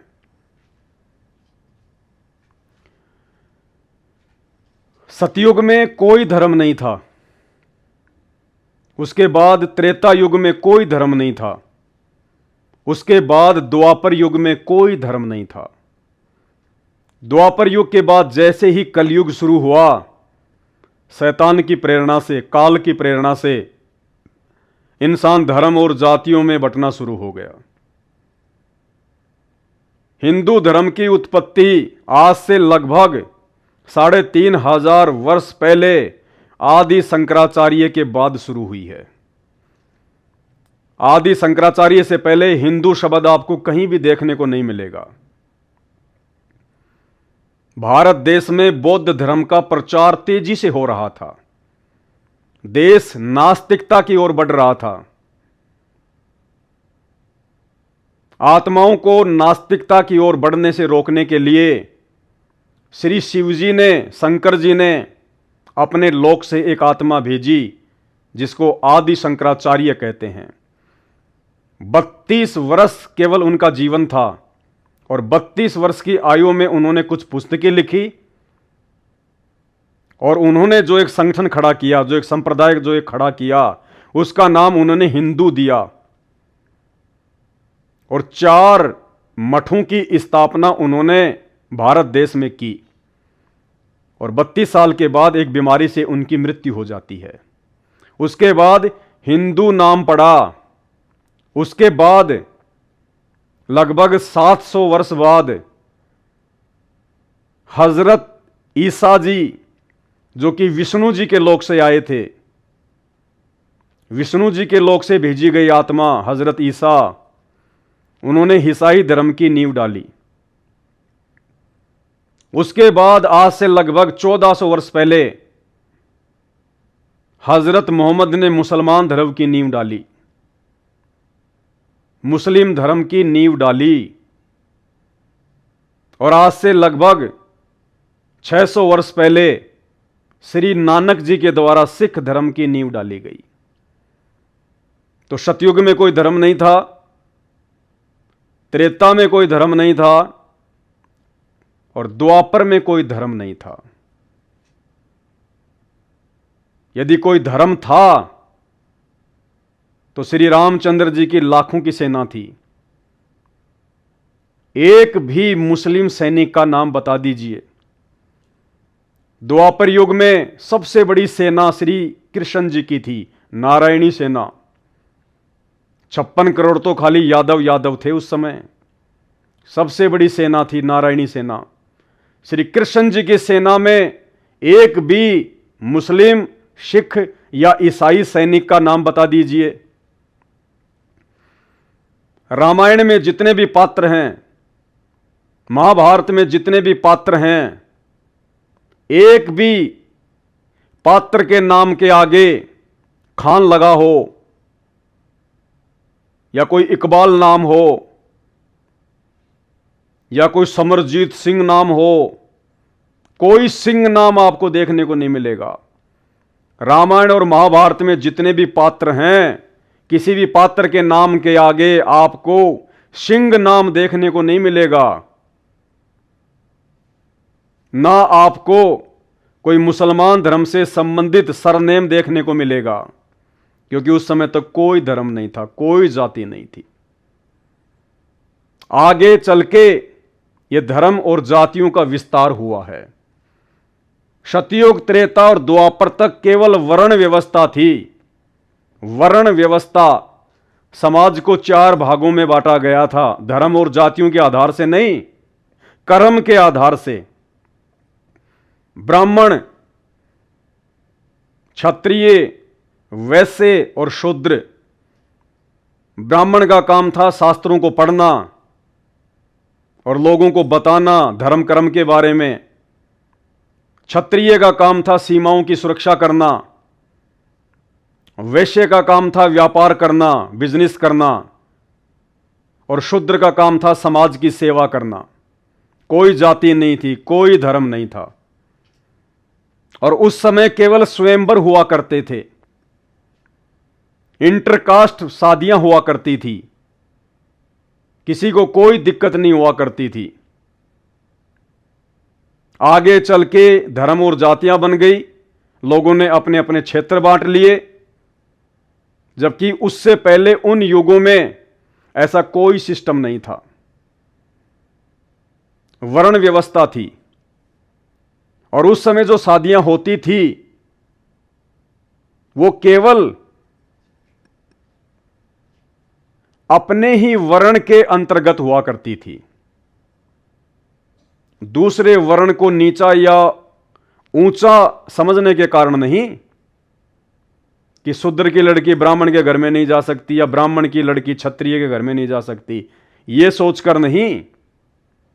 इस बात को सोचकर कि वर्ण व्यवस्था के तहत जो कार्य, जो सेवा आपस में बांटी हुई थी, उस कार्य को करने में, उस सेवा को करने में, उस काम और धंधे को करने में किसी भी प्रकार की कोई अड़चन ना आए। परम पूज्य सतगुरु रामपाल जी परमेश्वर जी ने बताया कि जैसे पहले कोई किसानी का काम करता था, ये किसान है, इसका काम था खेत में हल जोतना, फसल पैदा करना, मेहनत करना, मजदूरी करना। तो ये चाहता था कि मेरे घर में मेरे काम धंधे को जानने वाली लड़की यदि आएगी तो आते ही वो मेरे काम धंधे में सहयोग करना शुरू कर देगी। इसे किसी प्रकार की विशेष कोई दिक्कत का सामना नहीं करना पड़ता था। किसान के घर में यदि किसान की लड़की आएगी शादी करके, तो वो पहले से ही उस काम धंधे से परिचित है कि खेत में कौन कौन सी फसल कौन कौन से समय उगाई जाती है, कैसे फसल की कटाई करनी होती है, कैसे फिर अनाज निकाला जाता है, कैसे खेत में पानी दिया जाता है, कैसे खाद दिया जाता है। सारा काम वो लड़की जानती है पहले से। इसलिए ये सोचकर कि ज्यादा माथापच्ची करने की आवश्यकता ना पड़े और वो लड़की आते ही अपने उसी काम में लग जाए। केवल इस आधार से जो व्यक्ति जैसा काम करता था उसी काम से संबंधित लड़की वो अपने घर में अपनी पुत्र वधू के रूप में वो लेके आता था। तो वो लड़की आते ही सारा काम वो करने लग जाती थी। वो जानती थी कि खेत में धान कैसे उगाना है, खेत में पानी जो है वो कैसे देना है, गाय और भैंस आदि से कैसे दूध निकालना है, कैसे उनकी सेवा करनी है, कैसे उनको चारा डालना है, कैसे उनका दूध निकालना है, कैसे जो है खेतों में जो है मदद करवाई जाती है। उस लड़की को अच्छे से मालूम होता था क्योंकि पहले से वो किसान परिवार से होती है। वो अपने उस घर में सब कुछ देखती है और शादी करके जब वो एक किसान के घर में जाती थी तो उस लड़की को, उस बहन को, उस बेटी को काम करने में कोई दिक्कत, कोई अड़चन, कोई परेशानी का सामना नहीं करना पड़ता था। इसलिए जो व्यक्ति जैसा काम करता था वो चाहता था कि मेरे घर में उसी काम को जानने वाली लड़की यदि आएगी तो मुझे फायदा होगा। अब इस किसान के घर में यदि कोई सुनार की लड़की आ जाए तो वो तो काम बेचारी कर ही नहीं पाएगी, उसको तो कुछ आइडिया ही नहीं है, उसको तो आइडिया नहीं है उस बात का। इसलिए भाइयों और बहनों, पहले वर्ण व्यवस्था के अंतर्गत इस प्रकार से शादियां हुआ करती थी। अब जैसे कुम्हार है तो कुम्हार यह चाहता था कि मेरे घर में मेरे कार्य को जानने वाली लड़की आएगी तो मुझे आसानी होगी। उसको पता होगा कि मटके कैसे बनाए जाते हैं, मटके बनाने के लिए कौन सी मिट्टी अच्छी होती है, मिट्टी को कैसे रौंदा जाता है, मिट्टी से कैसे मटके बनाए जाते हैं, कैसे चाक चलाया जाता है, कैसे बर्तन बनाए जाते हैं। वो लड़की पहले से जानती होगी क्योंकि वो अपने पिता के घर पर उस काम को देख रही होती है। तो कुम्हार चाहता था कि मेरे घर पर कुम्हार की ही लड़की आए। अब इस कुम्हार के घर पर यदि कोई जाट की लड़की आ जाए, यदि कोई किसान की लड़की आ जाए तो सारे मटके फोड़ डालेगी बेचारे के। उसको बड़ी दिक्कत होगी उसको समझाने में, उसको बताने में। इसलिए जो व्यक्ति जैसा कार्य करता था उस कार्य को जानने वाली पुत्र वधू वो अपने घर में लेके आता था, ना कि धर्म और जातियों के आधार पर शादियां होती थी, कोई विवाह होता था। आगे चलकर ये धर्म बन गए, जातियां बन गई शैतान की प्रेरणा से। ये शैतान क्यों है, इसने क्यों ऐसा किया, क्यों इसने उस परमात्मा के बनाए गए इंसानों को आपस में बांट दिया, ऐसा करने से इसका क्या स्वार्थ है, ये सारी जानकारी आपको सृष्टि रचना सुनने से मिलेगी। केवल यूट्यूब पर सर्च करें सृष्टि रचना संत रामपाल जी भगवान, दूध का दूध पानी का पानी हो जाएगा।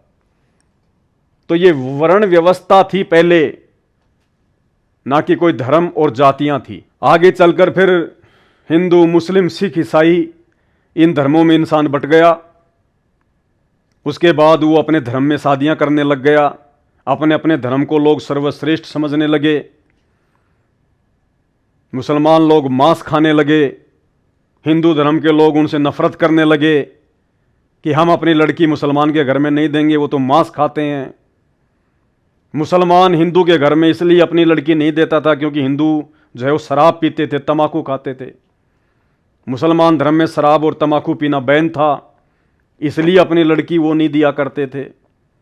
तो आगे चल के इस प्रकार से लोग धर्मों में बंध गए और अपने अपने अधिकार क्षेत्र में ही शादियां करने लगे।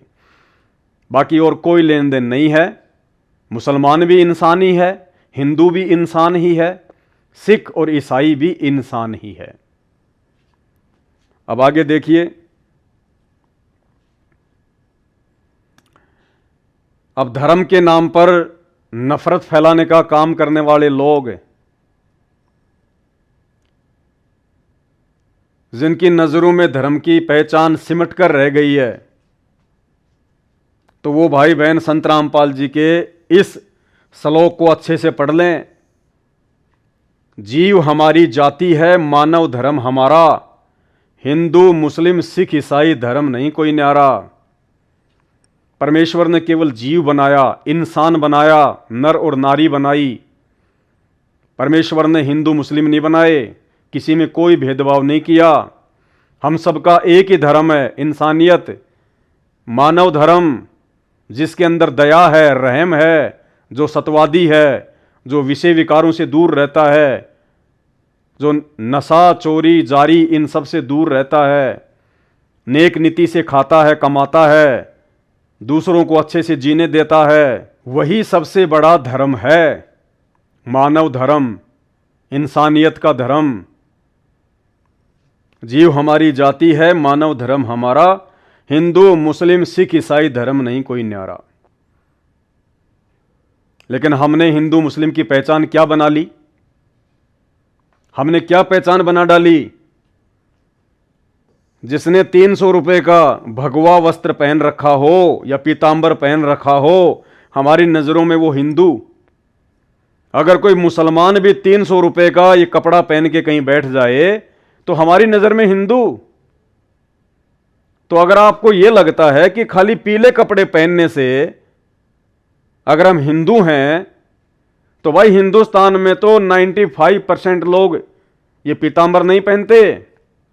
इन चंद बाबाओं को छोड़कर, इन चंद साधु संतों को छोड़कर कोई भी आदमी पीतांबर नहीं पहनता, भगवान नहीं पहनता। ये राम राम सीताराम लिखा हुआ, ये स्वास्तिक का चिन्ह लगा हुआ, ओम का चिन्ह लगा हुआ, ऐसे वस्त्र तो 95% लोग नहीं पहनते। तो क्या वो लोग हिंदू नहीं है? क्या यही पहचान है? खाली एक 300 रुपए का कपड़ा। और इधर मुसलमान यदि ये सोचता है कि मुसलमान की पहचान है ये टोपी, दाढ़ी, मूछ नहीं, अगर इस प्रकार की वेशभूषा अगर मुसलमान की पहचान है, तो भाई तुमने इस इंसान को तो चलो मुसलमान तुमने बना दिया, इसको टोपी पहना दी, मूछें कटवा दी, दाढ़ी बड़ी बड़ी कर ली, घुटने तक का पायजामा पहन लिया, तो तुमने इंसान को तो, जो पुरुष है उसको तो तुमने मुसलमान बना दिया और तुमने इसकी जो है वो खतना कर दी, तुमने इसकी सुन्नत करवा दी कि अब ये मुसलमान हो गया। तो आप लोगों ने पुरुष को तो मुसलमान जो है अपनी सोच आधार से आपने बना दिया, लेकिन इन माता और बहनों को आप कैसे मुसलमान बनाओगे? आप इनकी सुन्नत कैसे करोगे? आप इनकी खतना कैसे करोगे? इसकी तो आपने खतना कर दी, ये तो बन गया मुसलमान आपकी नजरों में। अपनी बहन बेटियों की खतना कैसे करोगे? उनकी सुन्नत कैसे करोगे? तो क्या मुसलमान धर्म में जितनी भी बहन बेटियां हैं फिर वो तो मुसलमान नहीं है? वो तो जैसी हिंदुओं की बहन बेटियां वैसे मुसलमानों की बहन बेटियां। इंसान में तो तुमने अंतर कर दिया, आदमी को तो तुमने मुसलमान बना दिया। मूछें कटवा के, दाढ़ी बढ़वा के, सिर पे टोपी, सुन्नत करवा दी। अब ये तो बेचारी, इसके तो दाढ़ी मूछ है ही नहीं, इसके तो जन्म से नहीं होती और ना इसकी कोई खतना हो सकती, ना इसकी कोई सुन्नत हो सकती। तो मुसलमान धर्म में औरत तो फिर मुसलमान है ही नहीं, वो तो जैसी माता बहनें हिंदुओं की वैसे मुसलमानों की। बस यही पहचान है क्या मुसलमान बनने की? भाई हिंदू और मुसलमानों आंखें खोलो, वो रब, वो परमात्मा, वो अल्लाह धरती पे आया हुआ है। सत्संग सुनो, प्रवचन सुनो, इन झूठी पहचानों से बाहर निकलो।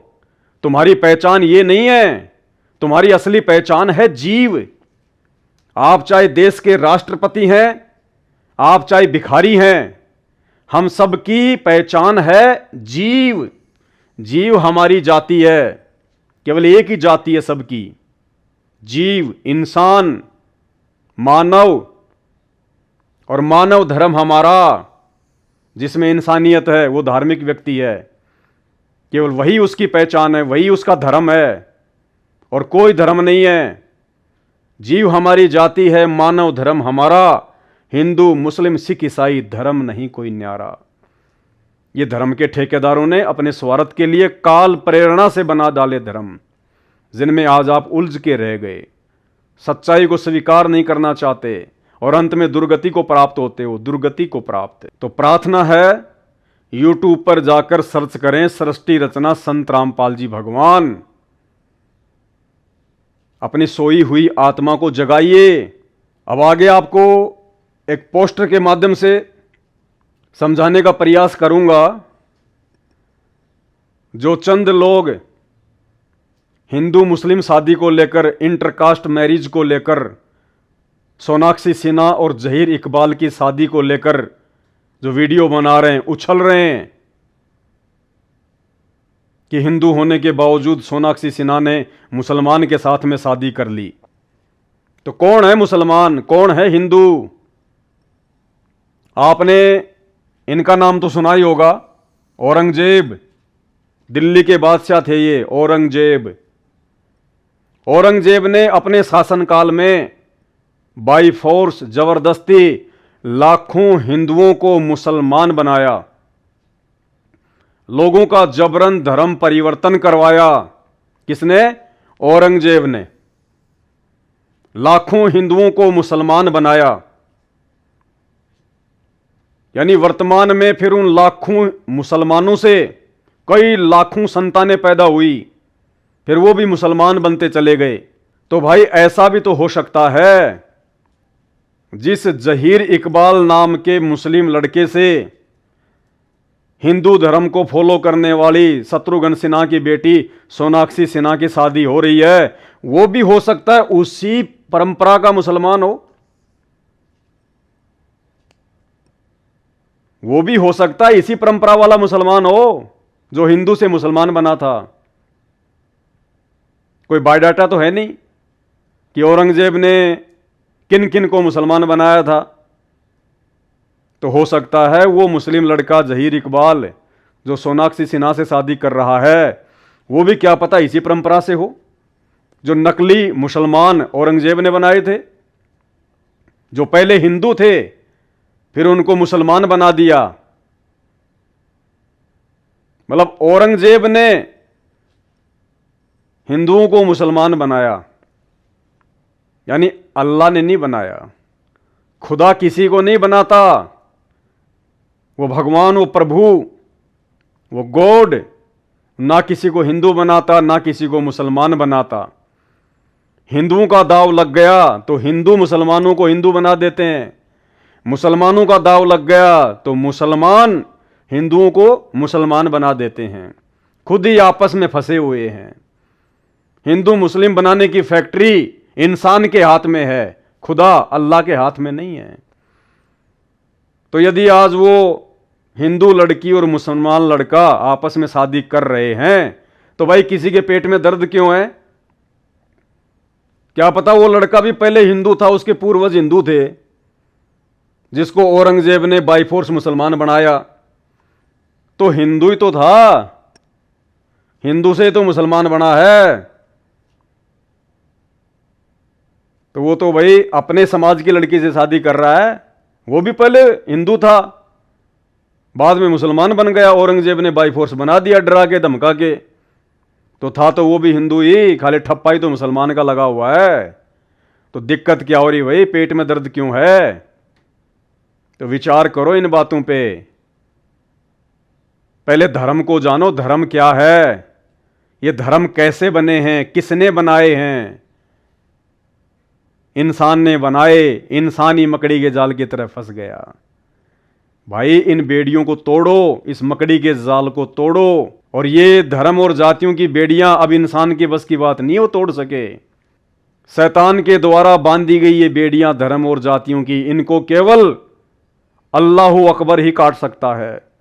वो परमपिता परमेश्वर भगवान पूर्ण परमात्मा ही काट सकता है। और काटने के लिए आज स्वयं सतगुरु रामपाल जी के रूप में धरती पे प्रकट है और 2028 के बाद में काट के रहेगा। इस संसार में जितने भी मनमुखी धर्म हैं, हिंदू, मुस्लिम, सिख, ईसाई, जैनी, यहूदी, फारसी, मंगोली, ये सारे के सारे धर्म 2028 के बाद ये आदि सनातन मानव धर्म में तब्दील हो जाएंगे। आदि सनातन मानव धर्म सबसे पहले आदि सनातन धर्म था।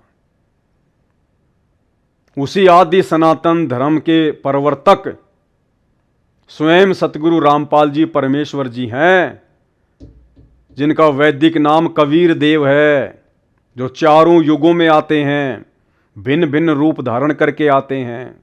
आप और हम इंसानों को समझाते हैं कि ये मनुष्य जीवन आपस में लड़ने झगड़ने के लिए नहीं मिला है, ये परमात्मा की भक्ति करके, इबादत करके 84 लाख योनियों से छुटकारा प्राप्त करने के लिए मिला है। और ये सारी जानकारी केवल उनके सत्संग सुनने से होगी। सत्संग सुनने से तो यूट्यूब पर जाकर सर्च करें, सृष्टि रचना संत रामपाल जी भगवान, दूसरा कोई चारा नहीं है। तो भाई नफरत करने की जरूरत नहीं है। अगर वो हिंदू मुस्लिम आपस में शादी कर रहे हैं तो आपने इस बात को समझना होगा, ना वो लड़की हिंदू है और ना वो लड़का मुसलमान है, वो केवल इंसान है, इंसान। तो जो जो भाई बहन वो चाहे हिंदू हैं या मुसलमान हैं, और जब कोई इंटरकास्ट मैरिज होती है हिंदू और मुस्लिम के बीच में, और जो लोग उन बातों को मुद्दा बना के खड़े हो जाते हैं, समाज में नफरत फैलाने का काम करते हैं, धर्म के नाम पर लोगों को बांटना शुरू कर देते हैं, ऐसे लोगों को मैं समझाना चाहूँगा, तो प्रकृति के नियमों के अनुसार इंसान से इंसान की शादी जायज़ है। ये एक इंसान है और ये भी एक इंसान है, ये नर है, ये नारी है। और प्रकृति के नियमों के अनुसार इंसान चाहे मुसलमान हो या हिंदू, स्त्री चाहे मुसलमान हो या हिंदू, पुरुष चाहे अमेरिका का हो, जापान का या हिंदुस्तान का, नारी चाहे पाकिस्तान की हो, ऑस्ट्रेलिया की या अमेरिका की, प्रकृति के अनुसार ये मानव शरीरधारी हैं, ये इंसान योनि में हैं, नर और नारी हैं, पुरुष और मादा है। तो प्रकृति के बनाए नियमों के अनुसार इन दोनों की शादी जायज़ है। प्रकृति कोई धर्म नहीं देखती, प्रकृति कोई मज़हब, कोई जाति, कोई सीमाएं, कोई देश, कोई प्रदेश नहीं देखती है। ये केवल इंसान के बनाए हुए हैं। इंसान ने अपनी सोच और अपनी नादानी से इस प्रकार की बेड़ियां अपने पैरों में डाल रखी हैं।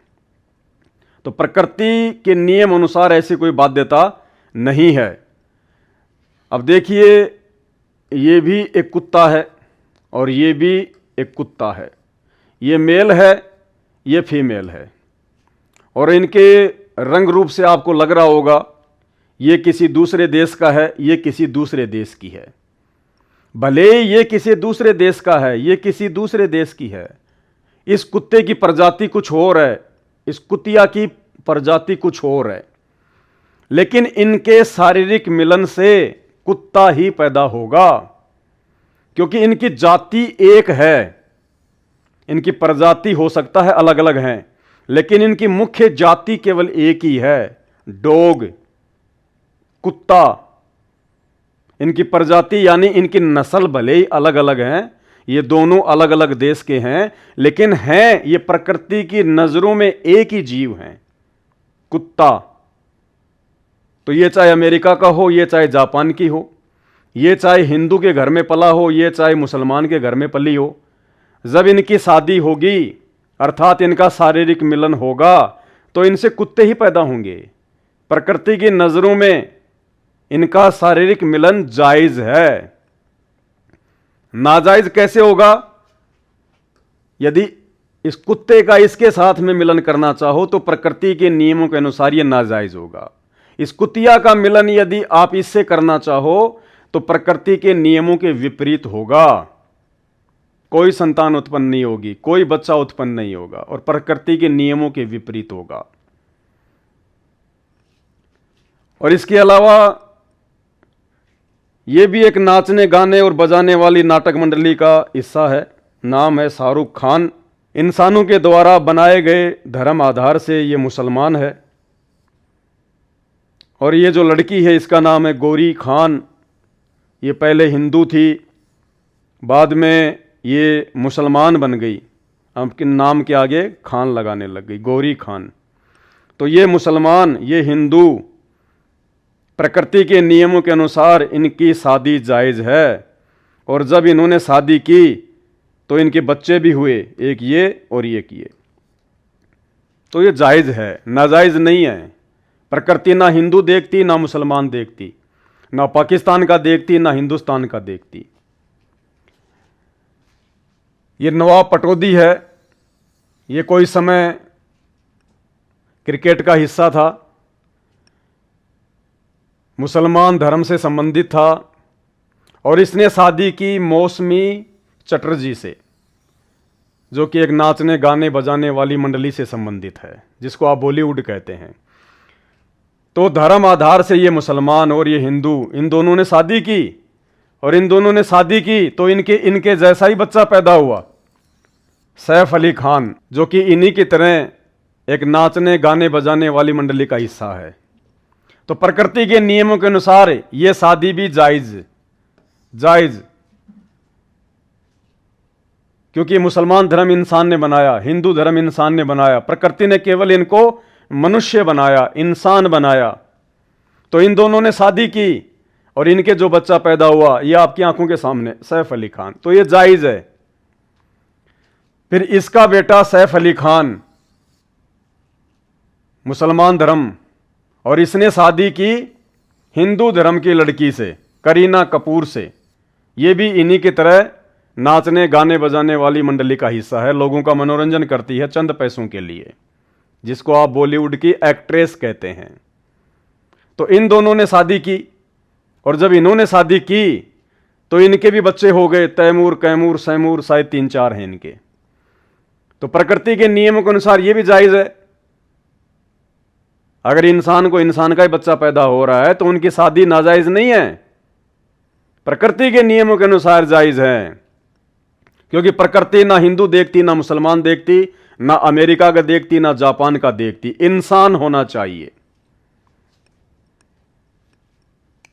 तो भाई अब अगर ये सोनाक्षी सिन्हा नाम की लड़की ने अगर जहीर इकबाल नाम के लड़के से, जो कि मुसलमान धर्म से संबंधित है, अगर इसने शादी कर ली तो इसमें गुनाह क्या है?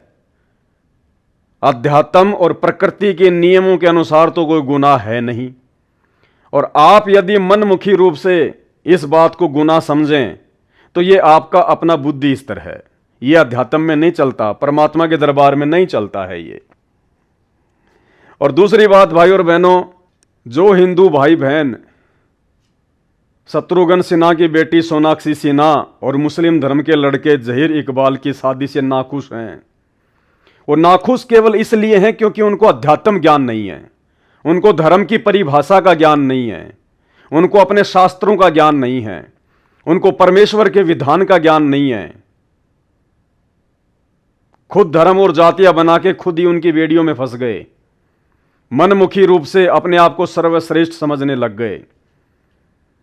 तो जिन जिन हिंदू भाइयों को इस शादी से नफरत है कि सोनाक्षी सिन्हा ने हिंदू होते हुए मुसलमान लड़के जहीर इकबाल से शादी क्यों की, तो मैं उन भाइयों को बताना चाहूंगा जो मुसलमानों से नफरत करते हैं अपनी अज्ञानता के चलते। भाई, इस देश का मुसलमान तुम हिंदुओं की रग रग में बसा हुआ है, तुम्हारे खून के कतरे कतरे में बसा हुआ है, तुम्हारी हर एक श्वासों में बसा हुआ है। कहां कहां से मुसलमानों को हटाओगे? ये नफरत केवल एक ढोंग है, पाखंड है, अपनी रोटियां सेकने के लिए, या चंद लोग जो यूट्यूबर हैं उनको मसाला मिल जाता है एक वीडियो बनाने के लिए, यूट्यूब से 2 पैसे कमाने के लिए। बाकी हिंदुस्तान के हिंदुओं की रग रग में मुसलमान बसा हुआ है। मुसलमान के बिना हिंदू अधूरा है। बाहरी दिखावे में चाहे कितनी बात क्यों ना करे, आज हिंदुस्तान के 50% हिंदू जो हिंदू मुस्लिम नफरत की बात करते हैं, आज उन लोगों के पास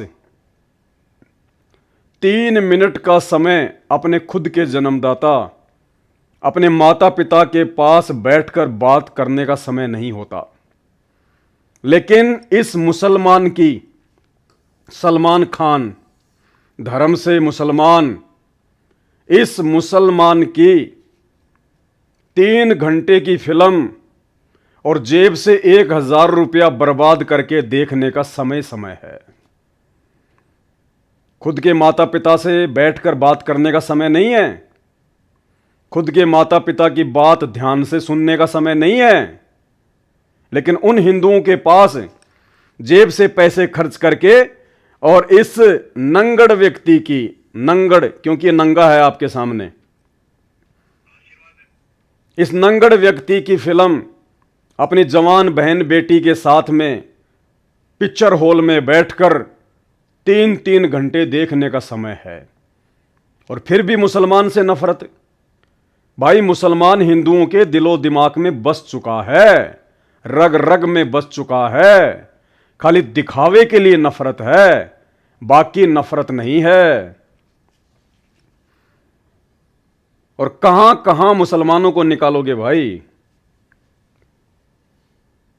मुसलमानों से नफरत करने वाले मेरे हिंदू भाइयों, कहां कहां मुसलमानों से पीछे हटोगे? जब तुम बीमार होकर हॉस्पिटल में जाते हो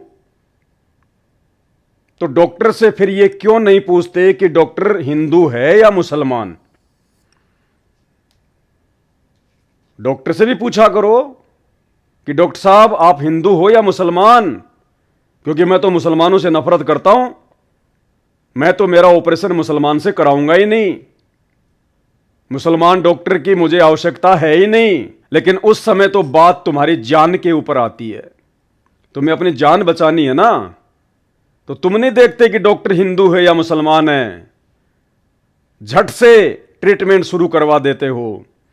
अगर इतने नफरती हो, अगर मुसलमानों से इतनी नफरत करते हो, इतने यदि तुम कट्टर हिंदू हो, तो भाई जब तुम्हें कैंसर होती है गुटखा खाने से, बीड़ी पीने से, शराब पीने से तुम्हारे गुर्दे खराब हो जाते हैं, लीवर खराब हो जाता है, और जब तुम हॉस्पिटल में पड़े होते हो तो उस समय डॉक्टर से क्यों नहीं पूछते कि ये डॉक्टर हिंदू है या मुसलमान है? जब तुम्हारे को ब्लड की आवश्यकता होती है तो उस समय डॉक्टर से क्यों नहीं पूछते कि डॉक्टर साहब रुकिए, मैं कट्टर हिंदू हूं, मुझे ये बताइए कि जो खून मुझे चढ़ाया जा रहा है ये हिंदू का है या मुसलमान का है? क्यों नहीं पूछते भाई? तुम तो कट्टर हिंदू हो ना, मुसलमानों से नफरत करते हो ना, तो ब्लड डोनेशन तो मुसलमान भी करते हैं इस देश में, तो उस समय आप क्यों नहीं पूछते? क्योंकि उस समय तो आपके प्राणों के ऊपर बात आ रही होती है, आपको अपनी जान बचानी होती है, उस समय आप नहीं पूछोगे। लेकिन समाज में नफरत फैलाने के लिए सोशल मीडिया पर कुछ भी बकोगे।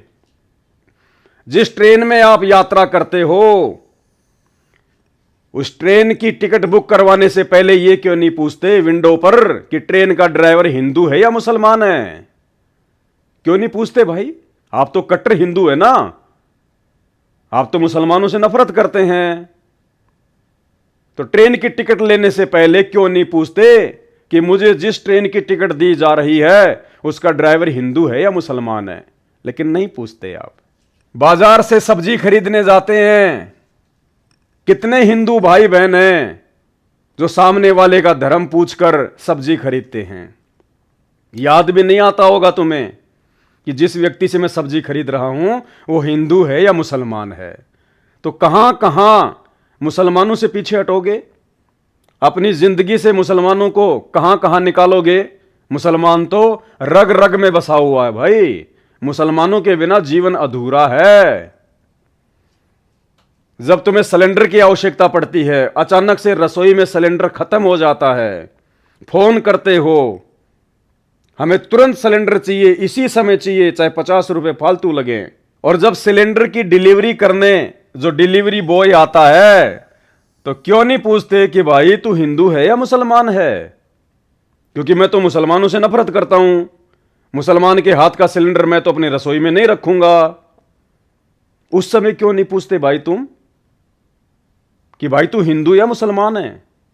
लेकिन उस समय तो आपकी रोटियां आदि अधूरी रसोई में पड़ी हुई है, आपने सेकना है, भूख लग रही है, खाना है आपको। उस समय आप नहीं पूछेंगे। लेकिन सोशल मीडिया पर जो मर्जी बकेंगे समाज में नफरत फैलाने के लिए। जब आपकी गाड़ी अचानक से पंचर हो जाती है और जब आप पंचर की दुकान पर जाते हैं तो क्यों नहीं पूछते कि भाई तू हिंदू है या मुसलमान है? क्योंकि मैं मुसलमान से पंचर नहीं निकलवाता, मैं नफरत करता हूं मुसलमान से। लेकिन उस समय तो आपकी मजबूरी है, आपने बहुत अर्जेंट कहीं जाना है, आप नहीं देखते कि पंचर निकालने वाला हिंदू है या मुसलमान है। बस आपने तो सोशल मीडिया पर नफरत फैलानी है। आप जब किसी रेस्टोरेंट में जाते हैं, किसी ढाबे पर, किसी होटल में जाते हैं, क्या आपने कभी पूछा कि रसोई में जो खाना बना रहा है, जो शेफ है, जो डिलीवरी बॉय है, जो वेटर है, वो हिंदू है या मुसलमान है?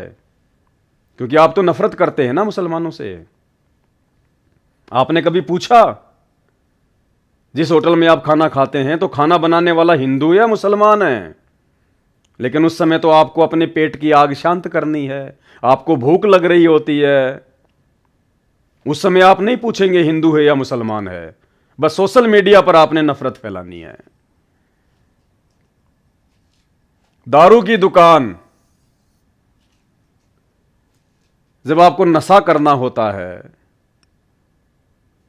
जब आपको गंदगी पीनी होती है, और जब आप दारू के ठेके पर जाते हैं, वाइन शॉप पर जाते हैं, क्या आपने कभी पूछा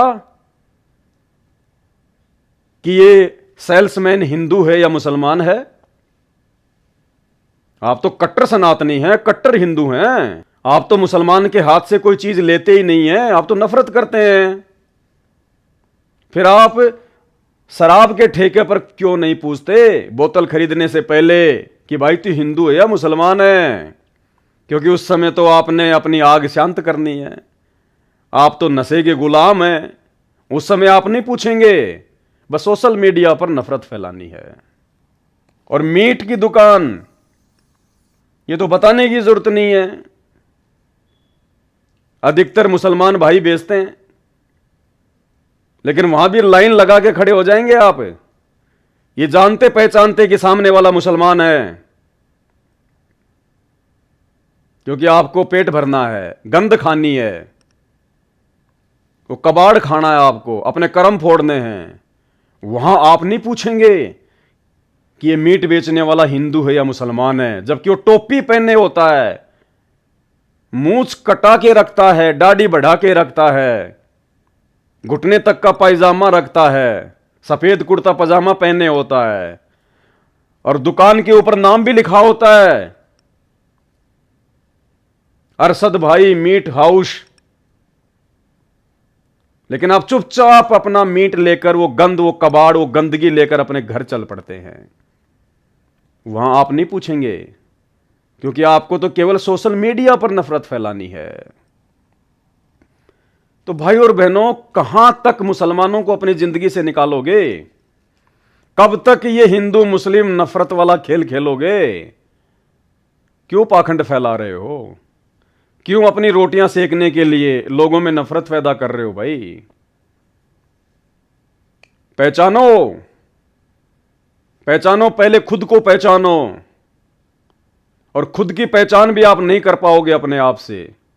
खुद की पहचान को कहते हैं आत्मज्ञान। और आत्मज्ञान के बिना यह प्राणी भटक रहा है, दर दर धक्के खा रहा है, धर्म और जातियों की बेड़ियों में फंसा हुआ है, उलझा हुआ है। ये आत्मज्ञान भी आपको पूरे विश्व में केवल संत रामपाल जी के शरण में जाने से ही प्राप्त होगा। आत्मज्ञान का मतलब स्वयं के विषय में ज्ञान। मैं कौन हूं, क्यों जन्मता हूं, क्यों मरता हूं, कहां से आया हूं, कहां जाऊंगा। जो क्रिया जन्म लेकर मैं कर रहा हूं वो क्रिया तो गधा भी करता है, कुत्ता भी करता है। फिर मेरे में और जानवर में भला क्या अंतर हुआ?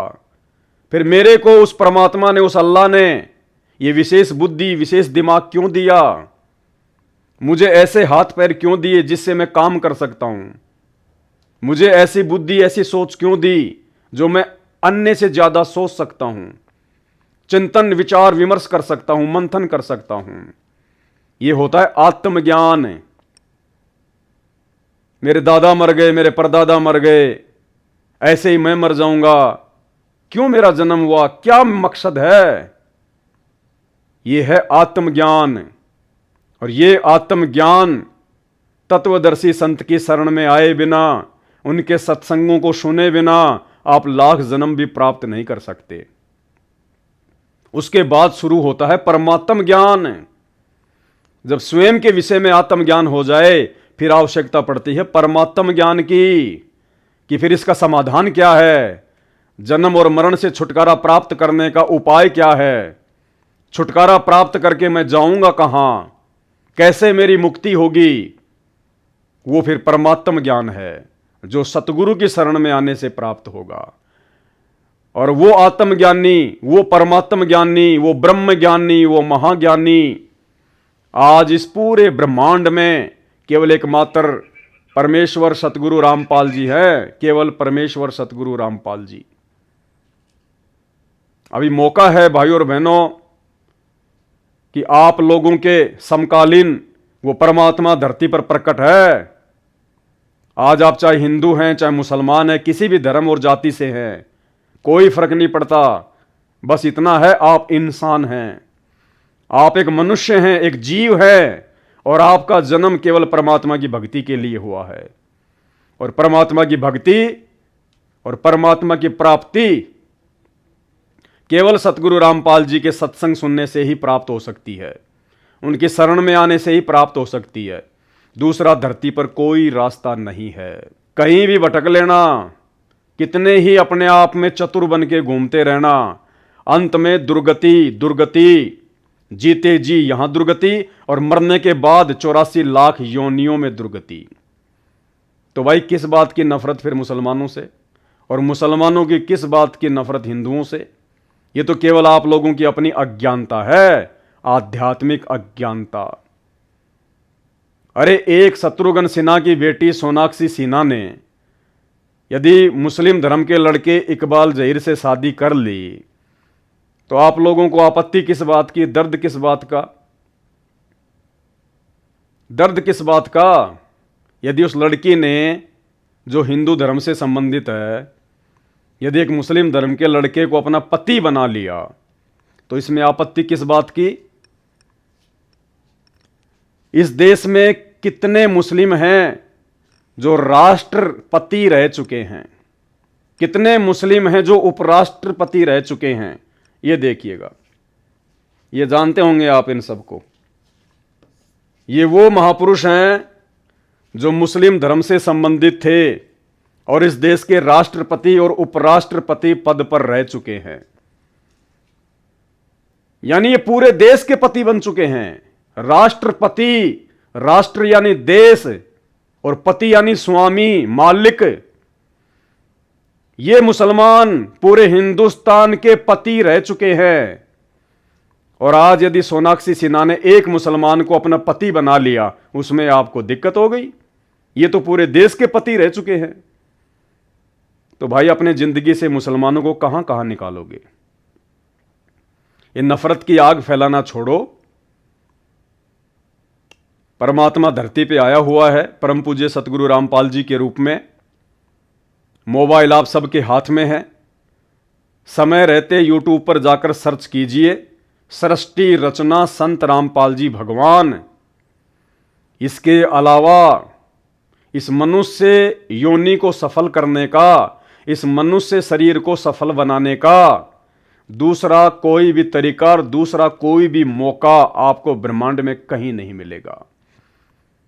और 2028 युग परिवर्तन का समय है। 2020 कोरोना उसकी शुरुआत थी, उसका ट्रेलर है। 2028 तक पूरी फिल्म निकल के सामने आएगी। प्राकृतिक आपदा, बाढ़, भूकंप, महामारी, अतिवृष्टि, ओलावृष्टि आपको झेलनी पड़ेगी। इंसान की दुर्गति होगी। युद्ध, महायुद्ध, गृह युद्ध 2028 तक झेलने पड़ेंगे। सैकड़ों भविष्यवक्ता अपनी भविष्यवाणियां भी कर चुके हैं और वर्तमान की परिस्थितियों को देखते हुए यह सत्य भी है। और उस विनाशकारी समय में, उस युग परिवर्तन के विनाशकारी समय में केवल उन्हीं आत्माओं का बचाव होगा जो आत्माएं धरती पर प्रकट पूर्ण परमेश्वर अल्लाहू अकबर संत रामपाल जी की शरण में आकर और उनकी मर्यादाओं में रहकर भक्ति करेंगी। अन्यथा समय ज्यादा दूर नहीं है। 2024 आदि जा चुकी है। 2028 लास्ट युग परिवर्तन का समय है। और जब जब धरती पर युग परिवर्तन हुआ है, महाविनाश हुआ है। जब हम सतयुग से त्रेता युग में आए तो रामायण हुई, राम रावण युद्ध हुआ, करोड़ों लोग बेमौत मारे गए। वो कोई धर्म युद्ध नहीं था, कोई सीमाओं का युद्ध नहीं था। केवल श्री रामचंद्र जी की औरत को रावण उठा ले गया था, सिर्फ अपनी पत्नी को छुड़वाने के लिए करोड़ों लोगों की हत्या। क्योंकि युग परिवर्तन था। इस शैतान को, इस काल को केवल बहाना चाहिए और बहाना बना दिया सीता को। उसके बाद द्वापर युग में महाभारत का युद्ध हुआ। युग परिवर्तन का समय था और महाभारत का युद्ध कोई धर्म युद्ध नहीं था, कोई सीमाओं का युद्ध नहीं था, आपस का भाई बंटवारा कौरव और पांडवों के बीच में। और इस शैतान ने, इस काल ने उन दो परिवारों को निमित्त बनाकर करोड़ों लोगों को मौत के घाट उतार दिया। इसको केवल बहाना चाहिए था और बहाना बना दिया कौरव पांडवों का आपसी राज्य बंटवारा। अब भाई और बहनों, हम इस कलयुग से 1000 वर्ष के लिए सतयुग में जाने वाले हैं। मिनी सतयुग में महाविनाश होगा और 2028 उसकी डेट है। अगर बचाव चाहिए तो केवल एक ही रास्ता है, परम पूज्य सतगुरु रामपाल जी परमेश्वर। आज आपको हम प्रेम से समझा रहे हैं, आपसे हाथ जोड़ के विनती कर रहे हैं, प्रार्थना कर रहे हैं। समझ जाओगे तो आप भी बचोगे, आपका परिवार भी बचेगा। नहीं समझोगे, उनके सत्संग सुनना शुरू नहीं करोगे, उनकी शरण ग्रहण नहीं करोगे, तो कल को मजबूरन नाक रगड़कर उनकी शरण में आना पड़ेगा यदि जीवित रहे तो। अन्यथा अपने प्राणों की रक्षा का धरती पर दूसरा कोई भी साधन आपको नजर नहीं आएगा। तो हाथ जोड़ के विनती है, प्रार्थना है, विनती कर सकते हैं, क्योंकि हम मानव धर्मी हैं। हम ना हिंदू हैं, ना मुसलमान, ना जैनी, ना सिख। संत रामपाल जी के जितने भी भगत हैं, जितने भी फॉलोवर हैं, वो सब मानव धर्मी हैं। जीव हमारी जाति है, मानव धर्म हमारा। हिंदू, मुस्लिम, सिख, ईसाई धर्म नहीं कोई न्यारा। ना मैं हिंदू, ना मैं मुस्लिम, ना मैं सिख, ईसाई, और मानवता है धर्म आदि सनातन, बाकी सब कसाई। एक मानव धर्म को छोड़कर, संत रामपाल जी परमेश्वर जी के मानव धर्म को छोड़कर वर्तमान में धरती पर जितने भी धर्म हैं वो कसाई की श्रेणी में है। क्योंकि सब नशा करते हैं, सब चोरी जारी, मिलावट, व्यभिचार, शराब का भक्षण, 2 पैसे के लिए झूठ, वो कसाई की श्रेणी में है। तो आने वाले समय में 2028 के बाद दुनिया के तमाम इंसानों के द्वारा निर्मित मनमुखी धर्मों को संत रामपाल जी परमेश्वर जी के आदि सनातन मानव धर्म में मिलना पड़ेगा। दूसरा कोई ऑप्शन नहीं है। बंदी छोड़ सतगुरु रामपाल जी परमेश्वर जी की जय हो।